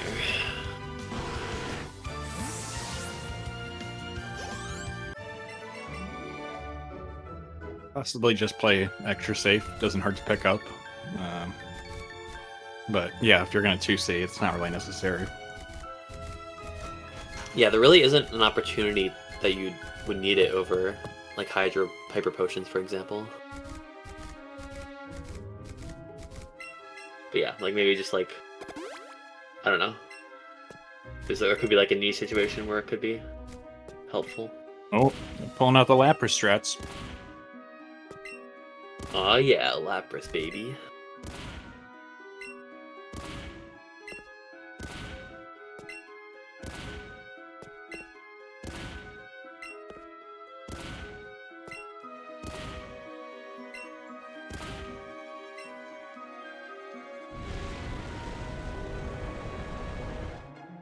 So true, Sandy Beach.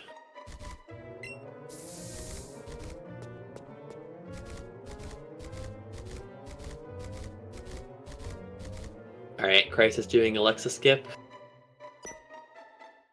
And hits him. Yeah, Crisis took a pretty aggressive angle there, I feel like.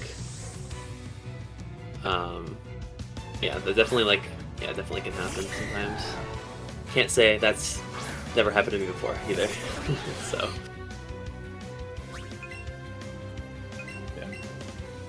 Very Alexa isn't the worst trainer to hit, but you will have to heal at least before the E4 to mostly for PP reasons. Yes, definitely. It's like kind of a toss-up whether you want to like go back and get the free heal again, which is an option, or you can. I think you can make it work, or you can take the center in Pokemon League is also fine too. There's plenty of options, but you have to do something about your PP.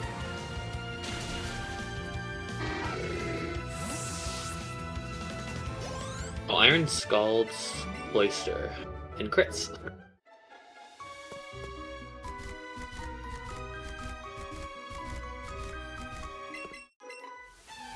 That probably dies at +6, but I have no idea.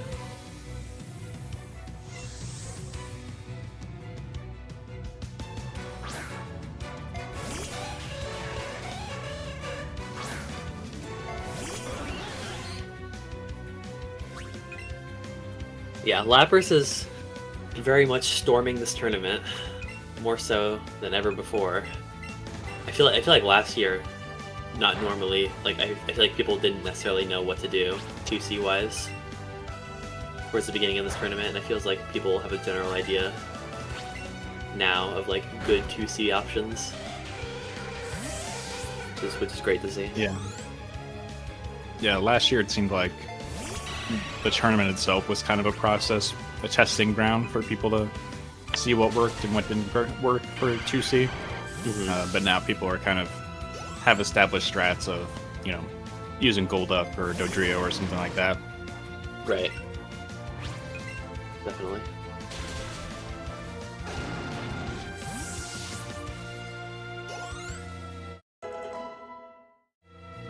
I wouldn't be surprised to see Iron pull out Pika for the champion fight to make sure it gets in the Hall of Fame.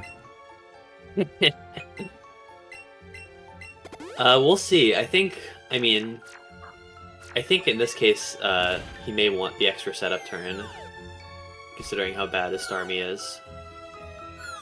But we'll see. I mean, pulling out something, and that's like definitely something I would do in EV. Is like pull out something else and, you know, ensure that you get a good champ fight. That being said, Pika's the GOAT.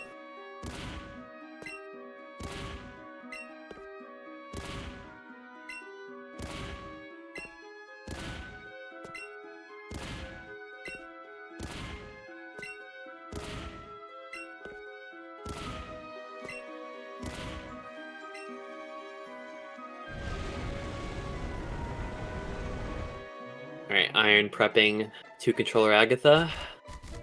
Not much that can happen here. You pretty much just like progressively set up more and more with each 2C turn. If he was 1C'ing this, it would involve X specialing and X speeding on this first Arbok, and either hoping for a Power of Love to proc to get rid of the paralysis, or healing it off with the Force, or that you can pick up in Victory Road.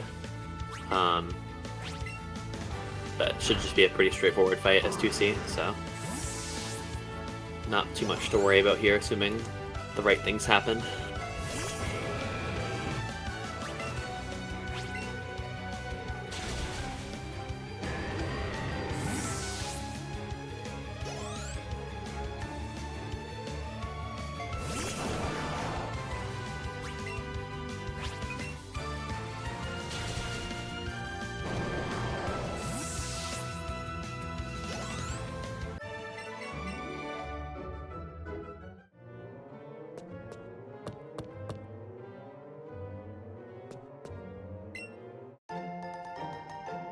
You know, if Crisis wanted to make up time, you could always, you know, pump Agatha. It's, you know, it's an option on the table. If, you know, just throwing it out there.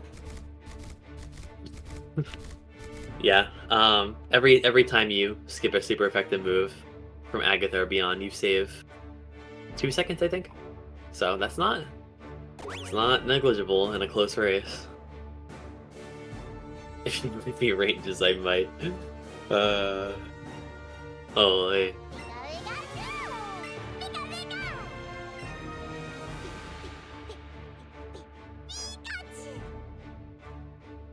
So yeah, as part of the 2C fight, you can set up more and more so that you can afford to scald certain things on Agatha.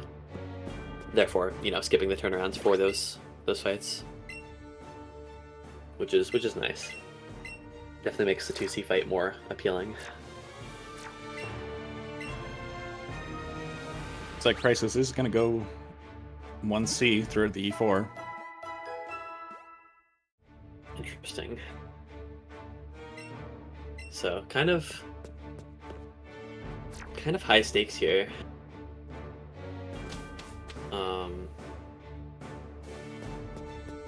Yeah, if he loses an E4, he may lose a lot of time, and it may affect his average time. But I think as long as he, you know, doesn't lose a ton of time, he should still get second place.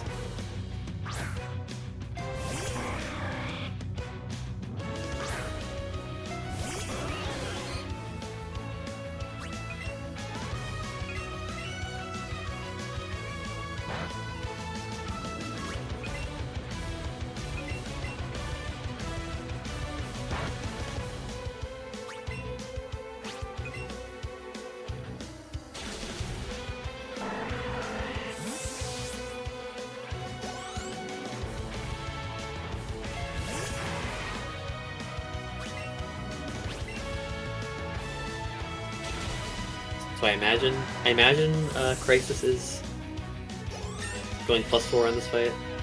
The special attack is pretty good, so that would make sense. 141, so this it actually leveled earlier, like right on time for this Jinx, so it should be guaranteed, I think, with Scald, which is great. It's like secret benefit of hitting Alexa, question mark?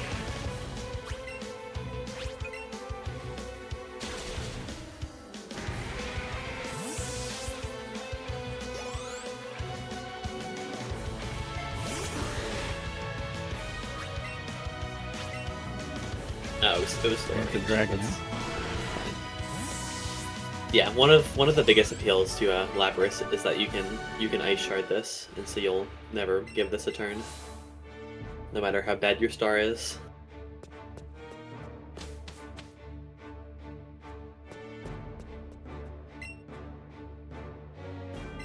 Which in Iron's case is very useful because the star is not very good.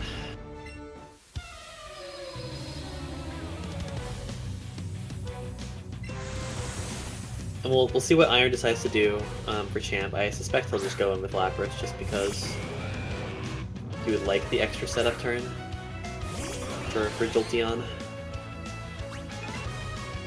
Just because, again, his star is not very good.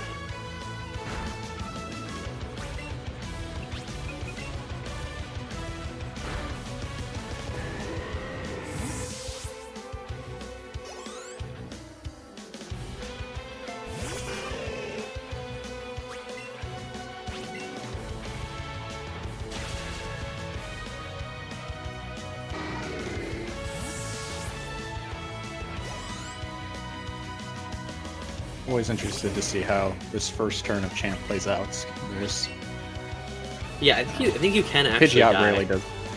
Yeah, Technically. Pidgeot can be unpredictable.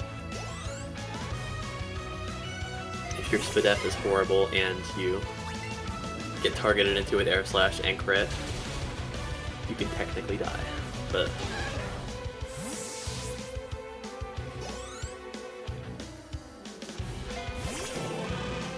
ooh, this is a risk. Okay. I was gonna say. +4 Psychic is a range to kill on his special attack, so that would have been pretty risky if you decided to go for that.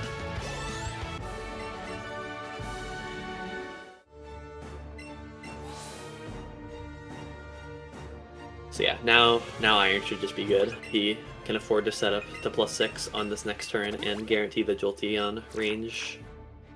So as long as he clicks the right moves, he is good to go. Very, very solid race from Iron throughout. Definitely had his sort of ups and downs, especially towards the end of his catch route was kind of a little bit sketchy for sure.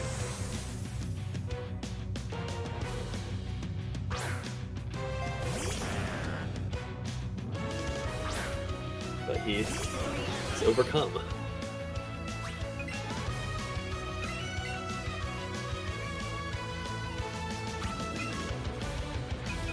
See, meanwhile, Crisis setting up on Agatha. It's paralyzed, waiting for the power of love, but no, have to full restore.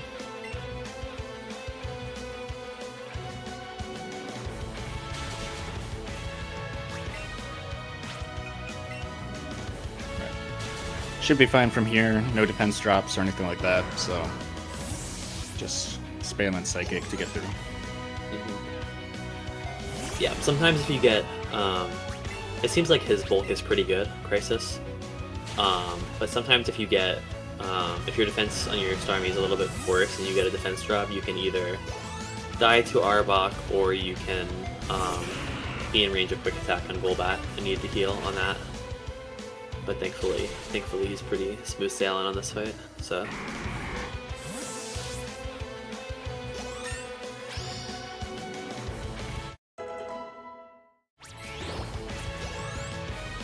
$145 is quite high, so I think Dragonite's going to be guaranteed here, which is great.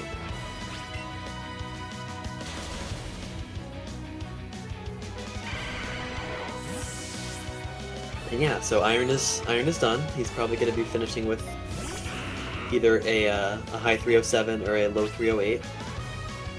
Either way, it's going to be above the current median, which is great. Although I guess for a winning time it doesn't actually matter, but still. It's going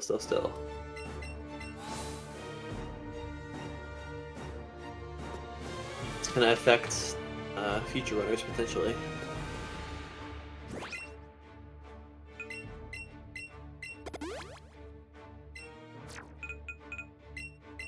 All right, so it looks like in race time is official. Final time is a 3:07:54. GG's to Iron. Very nicely done. What was I gonna say? So that means Iron now has 4 points. So he's gonna be. I don't know how many. I think more than likely he's gonna be up against Furious and Sandy in the next round. So we'll. Spicy. Be interesting to see. Congrats, Iron. Great job on the race today. Congrats. Thank you. That was a thing. That was the race for sure, definitely. How are we feeling? Anything noteworthy you want to talk about? Oh, there's lots. I think I played really well given what happened. I kind of flubbed the Tentacool. I should have gone for the Nab, which is what I usually do, and then I just kept missing the throw. And then I ran out of balls, and then of course Magmar trolled. But Yeah, I was really scared during that section because there was not many outs left if you ran out of great balls. On Magmar. Yeah, so I was initially planning to catch like Pidgeotto as well, and there was one on the Tangela route, so I could have caught that instead, and that would have been better than Magmar for sure. But by the time I saw it and it spawned, I was already too far away. Right. No, So, I definitely understand that.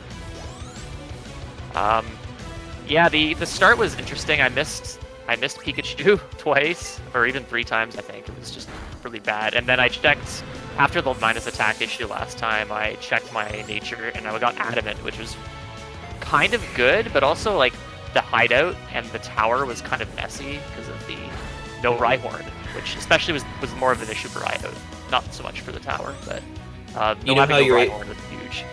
Do you know how your AVs were? I know that I had more than half of each, like each set of 10, more than half were an attack. Okay, that's good. That's good. My attack was pretty cracked. Like I was able to do Zippy Zap on Tower Rival with Nidoking. Okay, that's great. I did a bunch of interesting things on Route 9. I think I did Headbutt Flamethrower on the Gloom. Yeah, I did know that. That was. And I also did Headbutt Flamethrower also on the Growlithe, on Drew. And then Helping Hand Headbutt on Boat Rival as well. So I skipped using Flamethrower, switching over to Flamethrower on Growlithe there. Yeah, so I was able to do a couple interesting things, which I've been thinking about doing, just never having good enough attack for it. And it was kind of fun to test those out and see how they went. The Mount Moon was kind of crazy. I got Clefable, Glowing Clefable, Chansey, Glowing Paris. That's just to see, wasn't it? Yeah, but no little Clefairy. I didn't get that at all. Yeah, which is really bizarre. My Route 10 was really, really strange. Things took forever to spawn. Like, the 4 spawns took forever. And then I got a excellent, great Premier Breakout on Nidoran Male, which is I believe it's a 97.7% catch. Or 99.7%, sorry. So it's like worse than a Gen 1 miss to break out of that.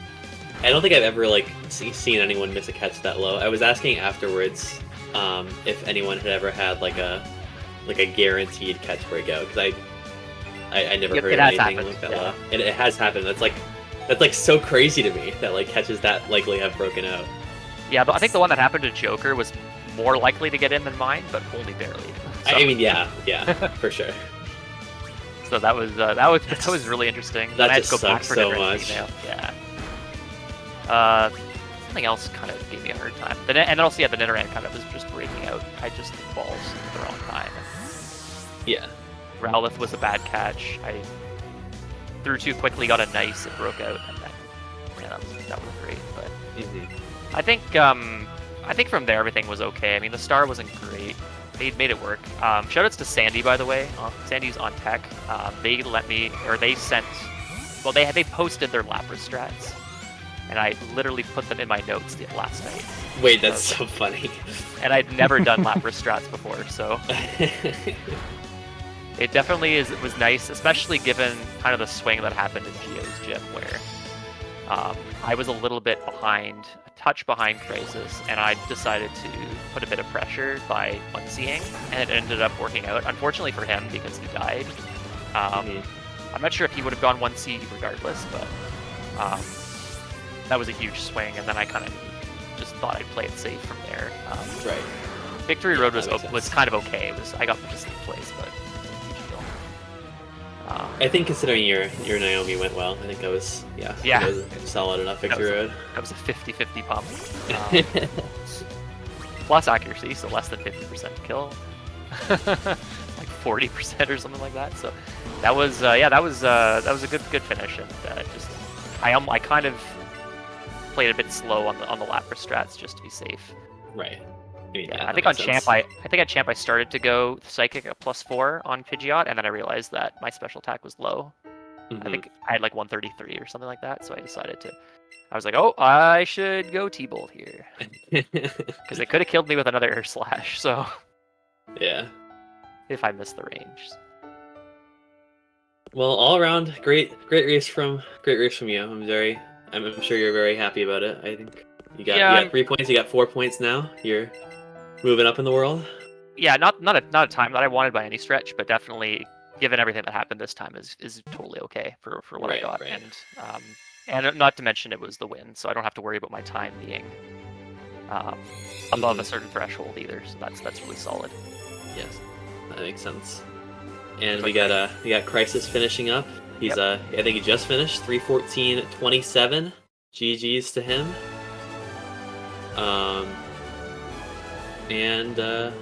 Yeah, so he's got second place. Unfortunately, gonna be behind the median, so probably just 1 point for Crisis. But that's still, yeah. So he'll have 2 points going in the next round. I think I don't think there's that many races left. I don't know how many races are. I know there's one going on right now, but yep, I think there's one more after that, I believe. So we're getting close to the end. So the matchups are pretty much like for some of the point sets, it's kind of already decided. For yours, for example, you have a pool of 4 points, so we just know what's going to happen here. Yeah, I haven't checked how the points have all lined up, so I'll make sure to take a look at that. But you kind of mentioned it would be Furist against and Sandy, I believe, which is a really spicy matchup, I think. Yeah, I'm really looking forward to that. I think what else can happen? Who's racing right now? Is Albo racing right now? It's yeah, because if Albo gets 3 points, or no. I think Albo's the later. Right now it's Diego, Mocha Jones, and Yaxo. Diego, Mocha Jones, and Yaxo. Yeah, so that's the 0 point race. So basically, it's just I guess Poketax hasn't raced yet. So if Poketax or Alwo win their race, they will also be in the 4 point pool. So they will also be available to play you. Okay, and because who else is in that race? Is it Yozarian? Oh, and yeah, if Yozarian gets 2 points, then he'll also play you. Yeah. Yeah. So lots of options still, more than I thought actually. But we're definitely getting down to nitty gritty. Yeah, this is an interesting format. I'm really liking it so far. It's made things a bit interesting, so in terms of how the matchups happen. So yeah. All right, we got Crisis in here now. Welcome in. Congrats on finishing second. How are you feeling about the run? I'm tired. Yeah, I'm sure. That makes sense. Anything specific? Do you like anything noteworthy at all? I mean, the start of this race was fine except for the Onyx issue, but where I wasted 6 of my Great Balls, which probably should not have gone for, but I was too stubborn to go away, and then because I had very little Great Balls left, Chansey said I couldn't get the Chansey, which didn't really mean too much because plus special attack is kind of nice to have. Right. And while Iron was struggling with a lot of the fights, especially they turned Jesse and James, I was like, Thunderbolt was just blasting through everything with on my side, which is nice. You both had like pretty solid Pikachus. There wasn't anything like, and Burners was neutral, so nothing was like all that devastating. Everyone kind of just like had a normal kind of run in that regard. And the run was normal, and then the Giovanni incident happened. Yeah, that was unfortunate. So that wasn't a crit. That was just me being like risky and being like, oh, low HP. I could probably survive one more earthquake. Nope. I see. And I didn't save, so I have to do the whole shenanigans. And that's how. And at that point, I was like, I don't care anymore. I'm just gonna go and do every risky strat imaginable except the Hydro Pump Agathos because I do not know those ranges. If I did know, I would have tried them too. I mean, I was gonna go 1P for most of the way. Like 1P Geo was always something I was gonna do, regardless of whether or not I'm ahead or behind. Right. And well, there's your answer, Iron, I guess. And 1P E4 was also something I was gonna do, regardless if I was ahead or behind. Oh, okay. But especially if it's close of a race, I was absolutely gonna. I might even risk more 1P strats like what I did was I risked 1P. Naomi is her name, and well, that didn't Mhm. end well. Yeah. But I would have risked it. Yeah. At least it's good to know that if I did, I would have been having problems. Yeah. A lot of scary stuff late game. Yeah. I think a lot of the fights can realistically kill you. I'm always very scared when I get there. I definitely Yeah, understand. after the Giovanni, I was almost considering just saying press the reset slash. Oh Well, my goodness. I was actually tempted, but then I realized, well, I can still get second place, so I may as well just finish it and see how close to the medium I can try and get. But Hmm. this time ain't it, Chief. Yeah, probably This will be a 2-pointer, not, and but then the most I can get at the very end now is 5, which probably means I won't be at round 4. I mean this is and there's still 2 rounds left, so you can get 8 technically I points, I can think, get, right? what is it, 8 if I Yeah, win if the you next win both your 2. next races. Yeah. But I'm pretty sure they only do round 4 for those who can actually qualify to the finals. Oh, really? At Man, I least know from what nothing I about read. this format. At least Yeah, I don't from remember how the many. rule- at least from the rules that I read. Yeah, I mean that makes sense, I guess. I might be wrong on that, but I think the rules from what I read is only those. Yeah, if 8 can make top 9, then I'll race the Okay, final round. okay. If not, 5 will be where I end this tournament, which I'm a bit disappointed. I could have done better, but the game has its way of saying no. Mm, Yep, for sure. And today definitely. today was Geo. The last time was Lance. This time was Geo. So I wonder what next time is gonna be. It's a mystery every time, isn't it? It's a fun mystery. It's great. Oh yeah, and like Koga, how many protects did I get? Like 2. Like it was annoying. I think it was like 4 protects that I had to hit. That Psychic decided to plead PP, so I was kind of low on Psychics. Hmm. I think both of you got Moonblast on Caden. Yep. And then Crisis just got special attack drop, so it was a little bit more sketchy. Yeah, Yep. I definitely saved a bit of time on Koga's gym because I got no protects on Koga other than the setup turn, so that was really good. Yeah. But yeah, I've been out of psychics like entering like rival Viridian rival, and it's not fun. So Yeah. I was really worried about that at one point. But Yeah, I'm especially if your always special like attack is bad and you have to psychic Koga's mons, then it's just his first 2 specifically. Then it's No, my special attack was good, right, yeah. and I was like, "Damn it!" I'm why- always very scared of elixiring early with like bad special attack in a race. It's like very reasonable, of course. Like you're very unlikely to actually get like punished for it, but um, in a worst case scenario, in like Caden, for example, things can really go south. Mhm.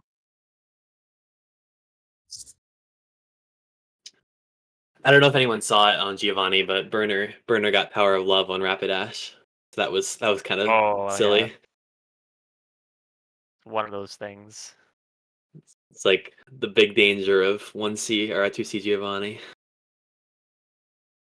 It's not even likely either. Unbelievable.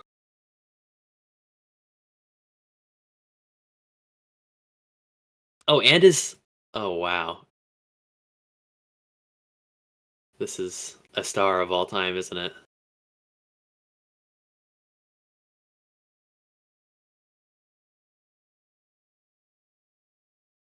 He's currently sand attacked. I don't really know. Oh, he's low speed. Yeah. I don't really know how Yeah. he's what's it called? I don't really know how he's 49 here, but Oh yeah, that's true. that probably has something to do with it.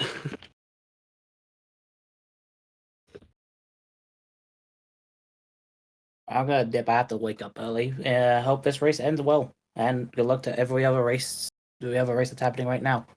All right. Crisis, thank you for racing. GG Crisis, good night. Great work today. You hang up. Have a good night.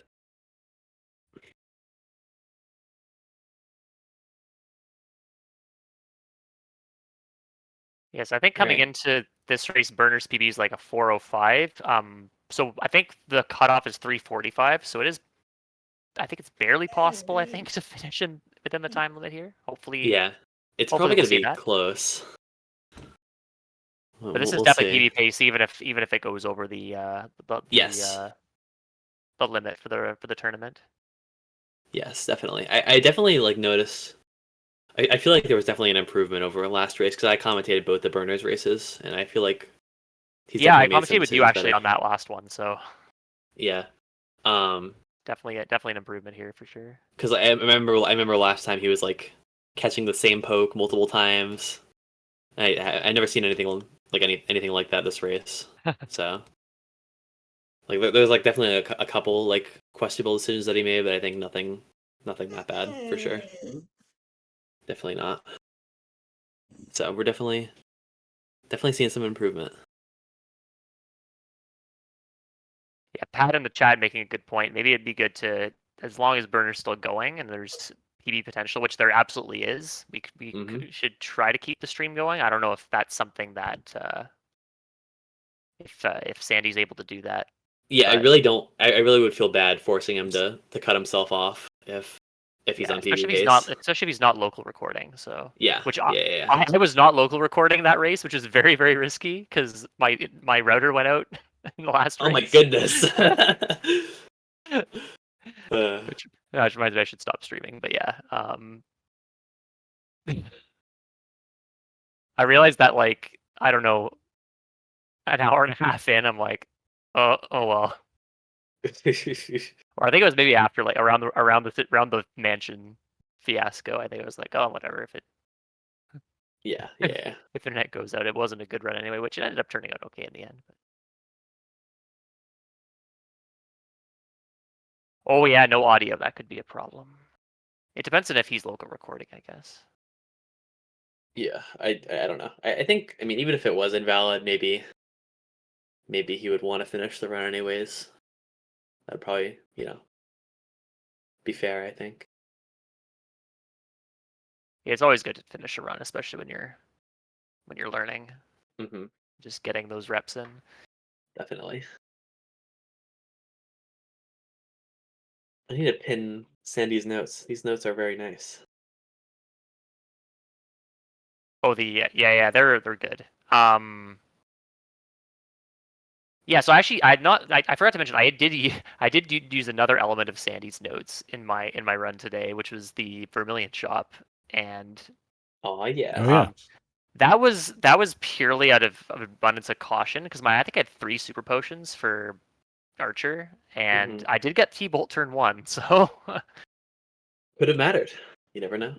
it could have definitely mattered, and it really wasn't that much time lost to go for. I think it's only a tiny bit slower, so it wasn't Yeah. a huge deal, and so that was really useful, as well as obviously the Lapras. Because I've only ever done Rapidash 2C for E4, and you can only use Rapidash for Lance and Champ. You can't use it for Agatha, so I've always done the 1C Agatha fight, which is very risky. And I also picked up the full restore. I don't know if you guys noticed that. I picked up the full restore in Victory Road Yeah. because I was kind of low on hypers, but then I realized like with 2C Lapras, You just like never heal ever, really. you're really only healing like maybe once or twice. So No, that makes sense. That you were low on hypers. How many did you buy? it ended up being 11, I think. Ah, okay. Yeah, it said like the note said buy max, and I ended up buying exactly 11. Oh, that's funny. And then I bought my X special defenses and speeds out of order, so I had to like do a quick extra little bit of menuing to move them around. Okay. Yeah. There's an interesting strat in the notes in Sandy's notes too. Like you can actually do a 2C strat on Sabrina and use Tentacruel as your attacker and just poison jab the Mr. Mime to avoid light screen. But I saw that Yeah, I saw that in the notes as I was like doing my run. I'm like, I'm not doing this, but it looks interesting. yeah. Like, Sandy did something yesterday with 2C'ing with Arcanine, with the intent to like set up 2 turns on Mr. Mime and like have Arcanine die so it doesn't give experience. That's like super low Oh, level. yeah, that's good if you don't have Rapidash. Yeah. I think Sandy said though that she or that they didn't they wouldn't recommend it. That sounds interesting.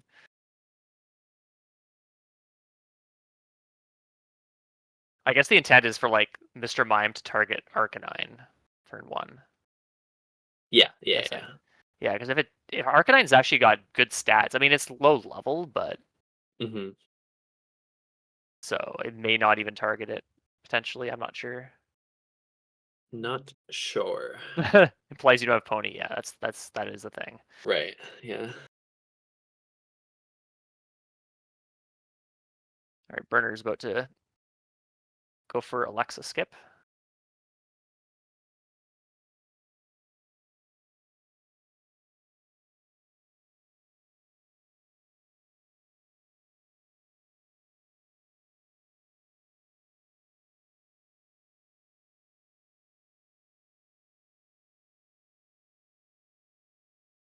Yeah, as you two were kind of alluding to earlier, that Burner are playing a much cleaner game this time, and hits a couple optionals, but managed to deal with them despite the difficult circumstances, and did well on their catch routes, and definitely shown big improvements.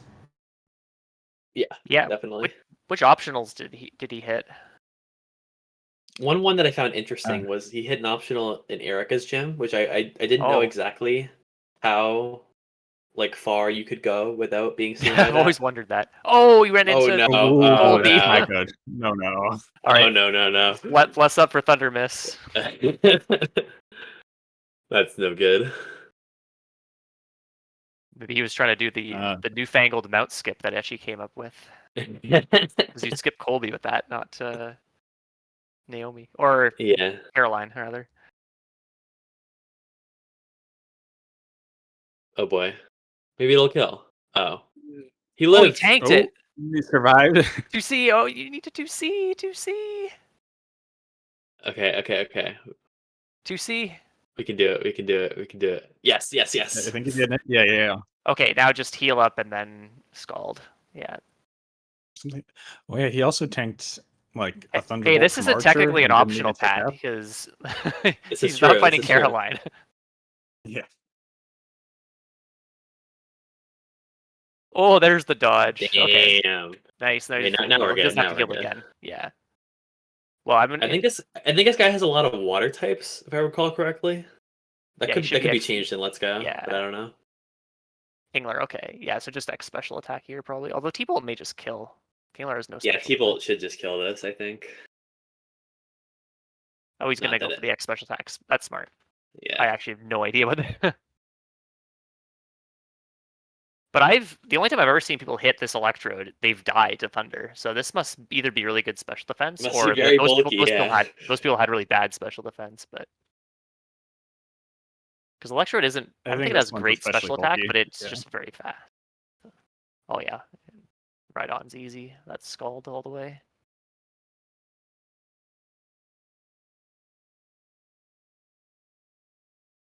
Yeah, definitely definitely not the optimal fight. Oh, he's got 4 Mons too, so yeah. Pidgeot. Yeah, so that's a Thunderbolt there, I'm sure. Yep, good. Victory Road Kanto. I wanted to see what this guy used to have, because I remember Kingler. I think it might have been like a Blastoise before. I have no idea. 5 Ultra Balls too.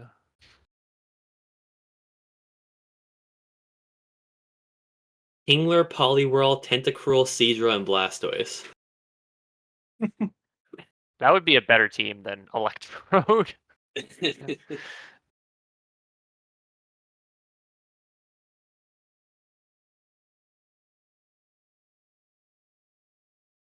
Yeah, so Burner dealing with a little bit of abnormal circumstances here, but handling it very well. Good to see. Yeah. That's scary. Yeah. I don't envy the day that I I do that one day on a run and have to adapt. I think there was one time Etchy like meant to talk to Caroline, but he accidentally talked to Colby instead. Yeah, that's not That fun. was a really weird like box to talk to them or whatever.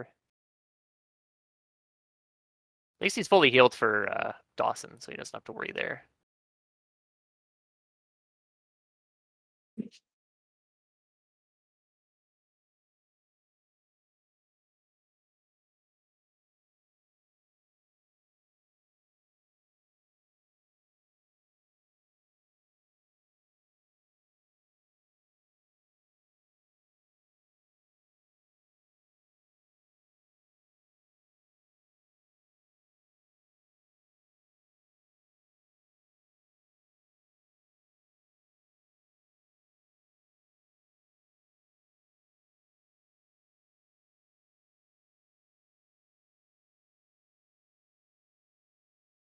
I'm not sure if his PP is going to be messed up because of that Colby fight.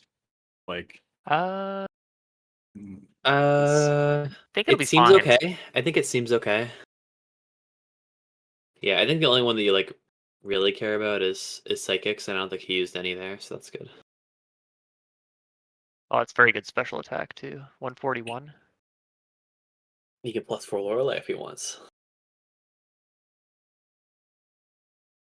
Is he underleveled too? I can't. I thought that he might be underleveled.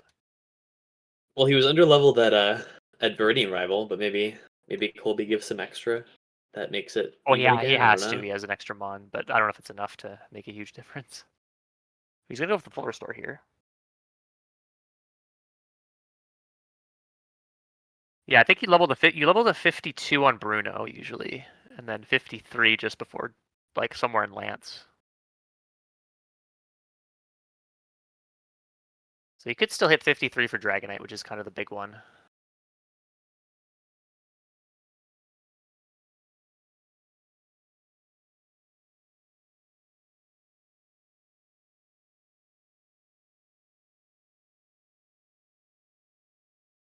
Yeah, it's. I don't actually know where his level ups are going to be, but it seems a bit later. Mm-hmm. I'm just gonna pop over to PSR TV 2 and see how that race is going. They're still in Mount Moon. Looks fairly close.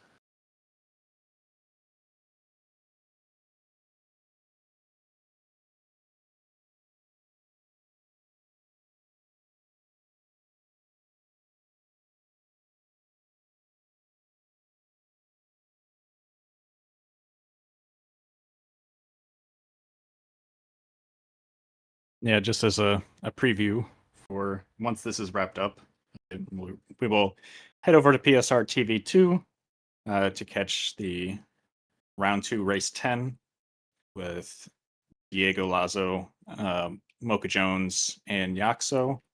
And then I believe the last race of round 2 will be Saturday at 10 a.m. Eastern time. Yes. Yeah, with the draws right afterwards.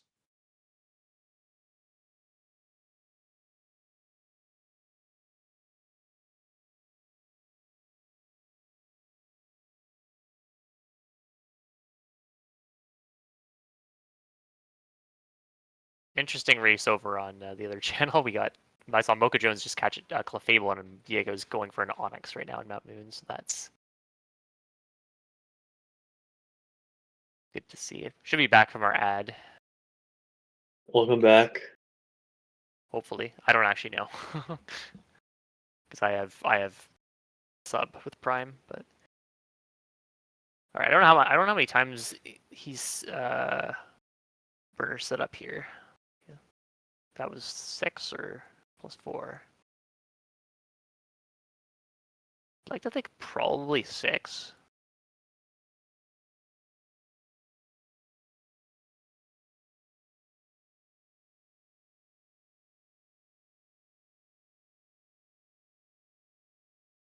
Well, Burner's 52. Did he candy? Um, That seems like he leveled up not pretty sure. quick. Yeah, I was not paying attention. My bad. Okay, so he should be fine, totally fine on experience now and level. So he's actually a little more leveled up than normal. He might actually get turnarounds a little bit earlier on Bruno, maybe. Yeah. I mean, he did candy later. I don't know if that's like something that would help with friendship or not. I know 2 and 2 is better for friendship on average than 3 and 1. So Mhm. candying more later seems to be better. But this is a pretty late candy, so who knows? Yeah, I have no idea. All right, 4 fights to go for Burner. Let's go. On PB pace as well. See what he decides to do for. Still has rapid ash in the party, so he might be going for safety on the last couple fights. I expect he's probably going to go 1C on Agatha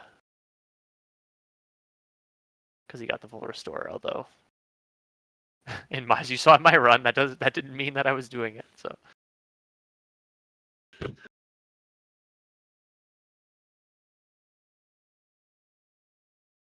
Okay, yeah, that makes sense. Yeah, because you get friendship for beating each gym and for beating the Elite Four. So. Mhm. Yeah.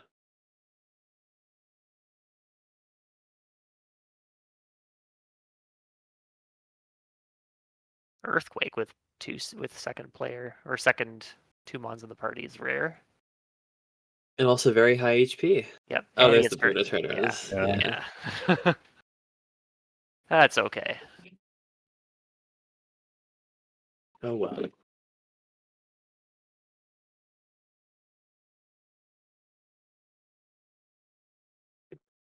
I know, like the last few runs I've been doing, I've always done. I never do 2 and 2. I always do 3 and 1, and I have not gotten Bruno turnarounds. But maybe it's because I've skipped a few X items. I never remember.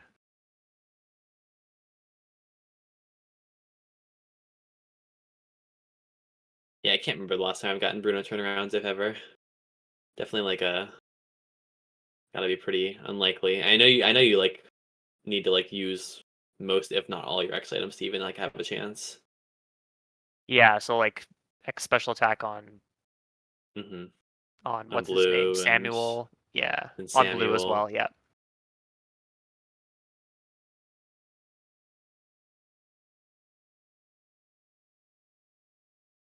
Using an extra one on 2C Naomi as well if you decide to Right. +4 Scald. So yeah. This is true.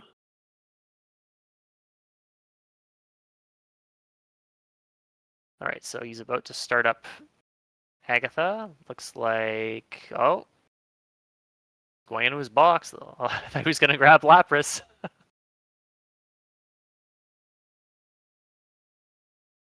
But looks like he'll be doing 1C.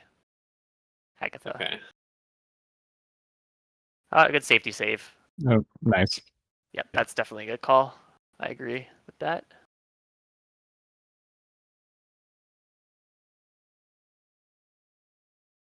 Yeah, if he's gonna be 1C or 2Cing the last 2 fights, this is absolutely gonna be the riskiest fight in the Elite Four for Burner. So definitely smart to save here. Yeah, you can get a lot of weird stuff happening. A defense drop from Crunch right away is kind of bad. That's like kind of the main thing, just defense drops and crits. Glare, okay, Power of Love immediately. Oh, nice. That's That's huge. good.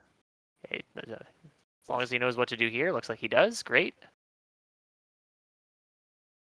So now the only thing that can really go wrong, there's only one thing that can really go wrong here, and I'm not going to say it. Good idea. But this is normally like the desired outcome. Oh, you want to not do that. Uh-oh. He did not X-speed. Well, his FDF is good, so maybe he'll live. Well, he needs to be tanking too, I think. And I think everything outspeeds him from here. Well, no, he'll just X speed on this if he. Oh, well, yeah. Well, yeah. Yeah. Okay. Will-O-Wisp. All Will-O-Wisp. right. I think he might outspeed Golbat, maybe. This is the fight that like Randall should have gotten in his race. Okay, so he's Aussie. I don't know if Gold battle. Okay, Okay. okay. So he might be fine, but we'll see what the other Gengar has. Yeah. That's the thing that I'm worried about. I mean, it'll be Shadow Ball. I just don't know if he'll tank it or not. Yeah, he's taking away a little bit of damage too. So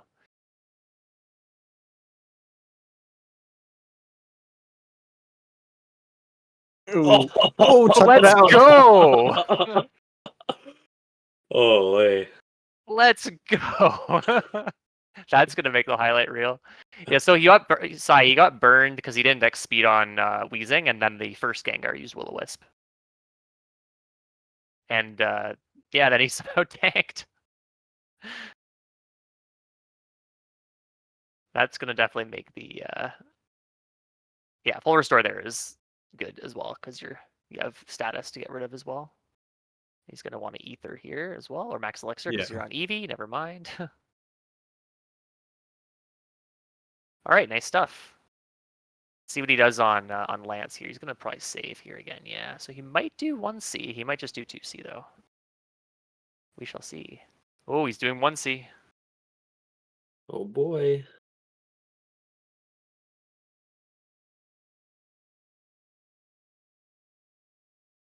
Anyone's not has just joined us. Burner's on PB pace. His PB is a 405, I believe. So has plenty of space here to get a PB is with 2 fights to go. Mm-hmm. But this run, I think we'll go into go down to the DNF for the race. We didn't deck special defense as well. That is interesting. Oh, Oh, he's going oh, to he's doing 2C. Okay, yeah, because 2C starts with Rapidash. Yeah. The Yeah, Rapid yeah. FCC does this, yeah. So he's good here as long as he sets up. Yep, that looks good. Next special attack here. Nice. And a special attack should be good enough. He doesn't have to worry about hitting T-bolts on things as well. Although the notes might say to do it anyway. I don't remember. But he should be able to Psychic Gyarados and maybe Psychic Aerodactyl as well. Or no, he's going to Scald. Yeah, I think no, he'll be +6 here, so... Oh no, this is plus... This is +4. This is +4, you're right, yeah. Just did the X speed, turn 1, yeah. Yeah.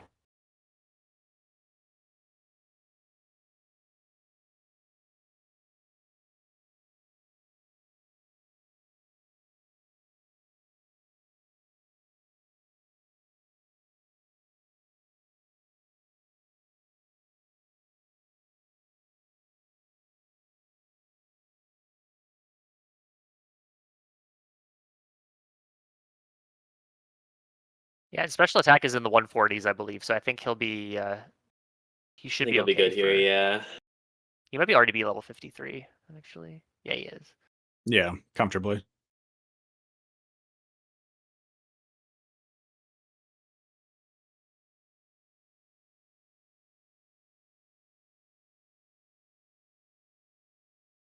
Definitely been a roller coaster of a finish this run. Keeping us on our toes. For sure. The Colby and then the Agatha. Like Yeah. that was solid. Alright, gets the Dragonite. Doesn't have to worry about Stomp.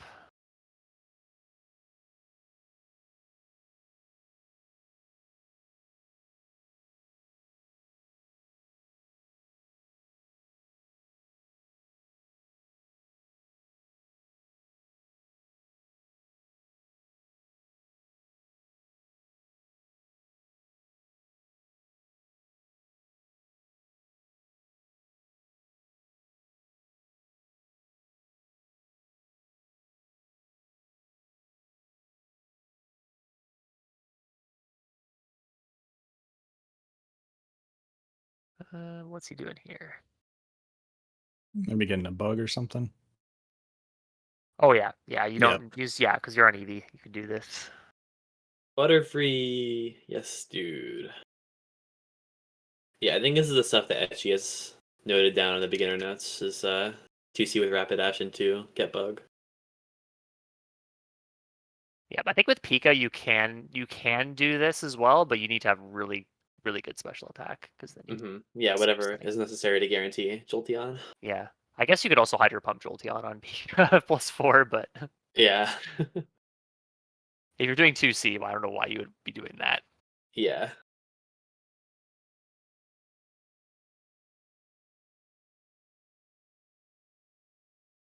Yeah, so the idea here is the Pidgeot will target Butterfree. He's going to put 2 X items, a speed and a special attack, I believe, into Starmie, and then he'll just...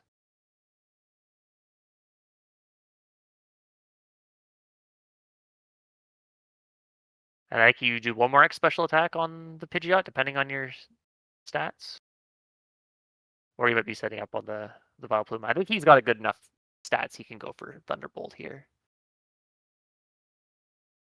Maybe? I actually don't know. I believe so. Yeah.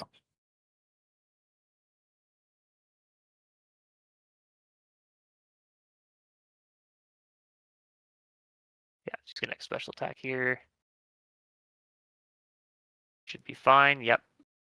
And now he can just go. Get psychic this. Could have, yeah, he could have just psychic, but Thunderbolt is fine. Not a problem.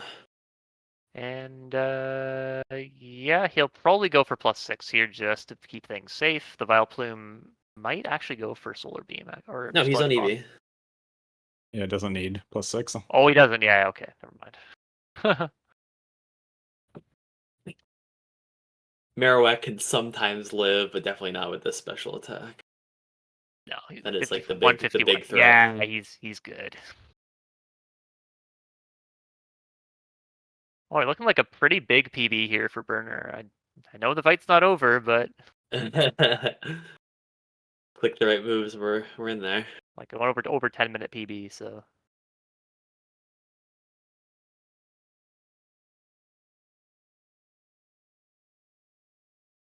couple bug strat. I don't know about that, Pat. Seeing 2 things faint. I mean, it's safe. Yeah, he's gonna Scald the Marowak just to be extra safe here, even though it definitely That makes dies sense. Psychic.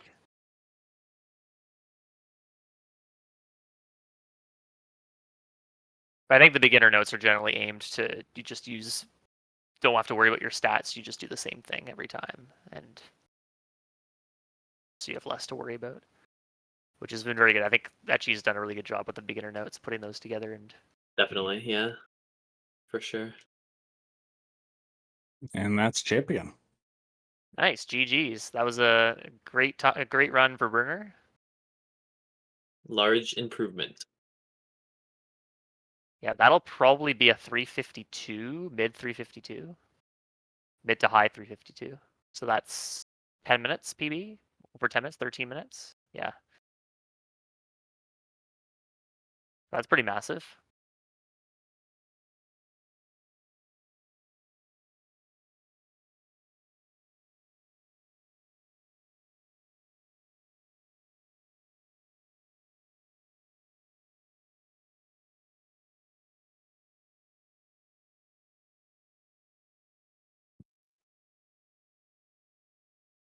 And Butterfree gets in the Hall of Fame, which is always nice. Yep. So true. Yep, and we'll definitely be seeing him improving in the next round as well, which is good. Yep, that's 352.37-ish. Yep, 35 in the race time. So GG Great. Burner. Hopefully he'll be joining us in a second here.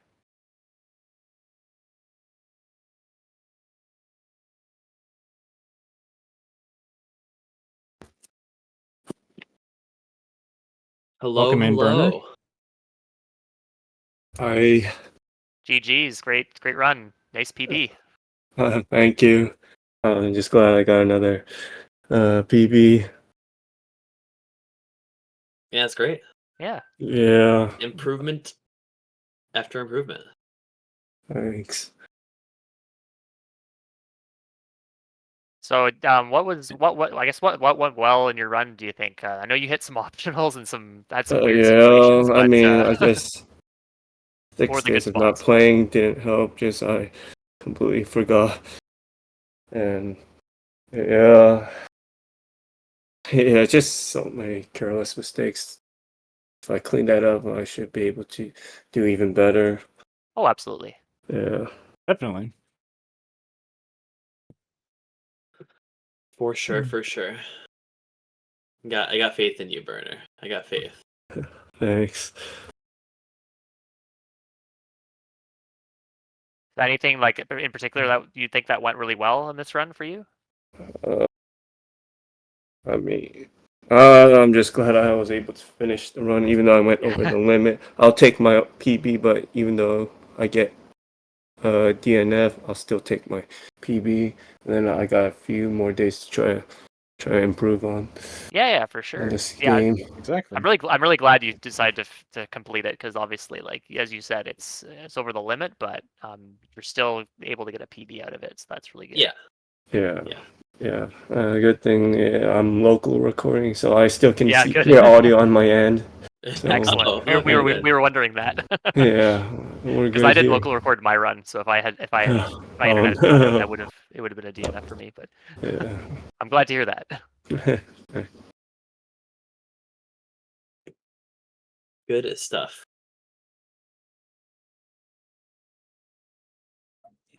All right. So, do we want to transition over to get ready for the next set of races that are already in progress? Actually, over on Pokemon Speedruns TV2, we've got 3 racers going at it right now, and we will raid over to them in just a minute or two.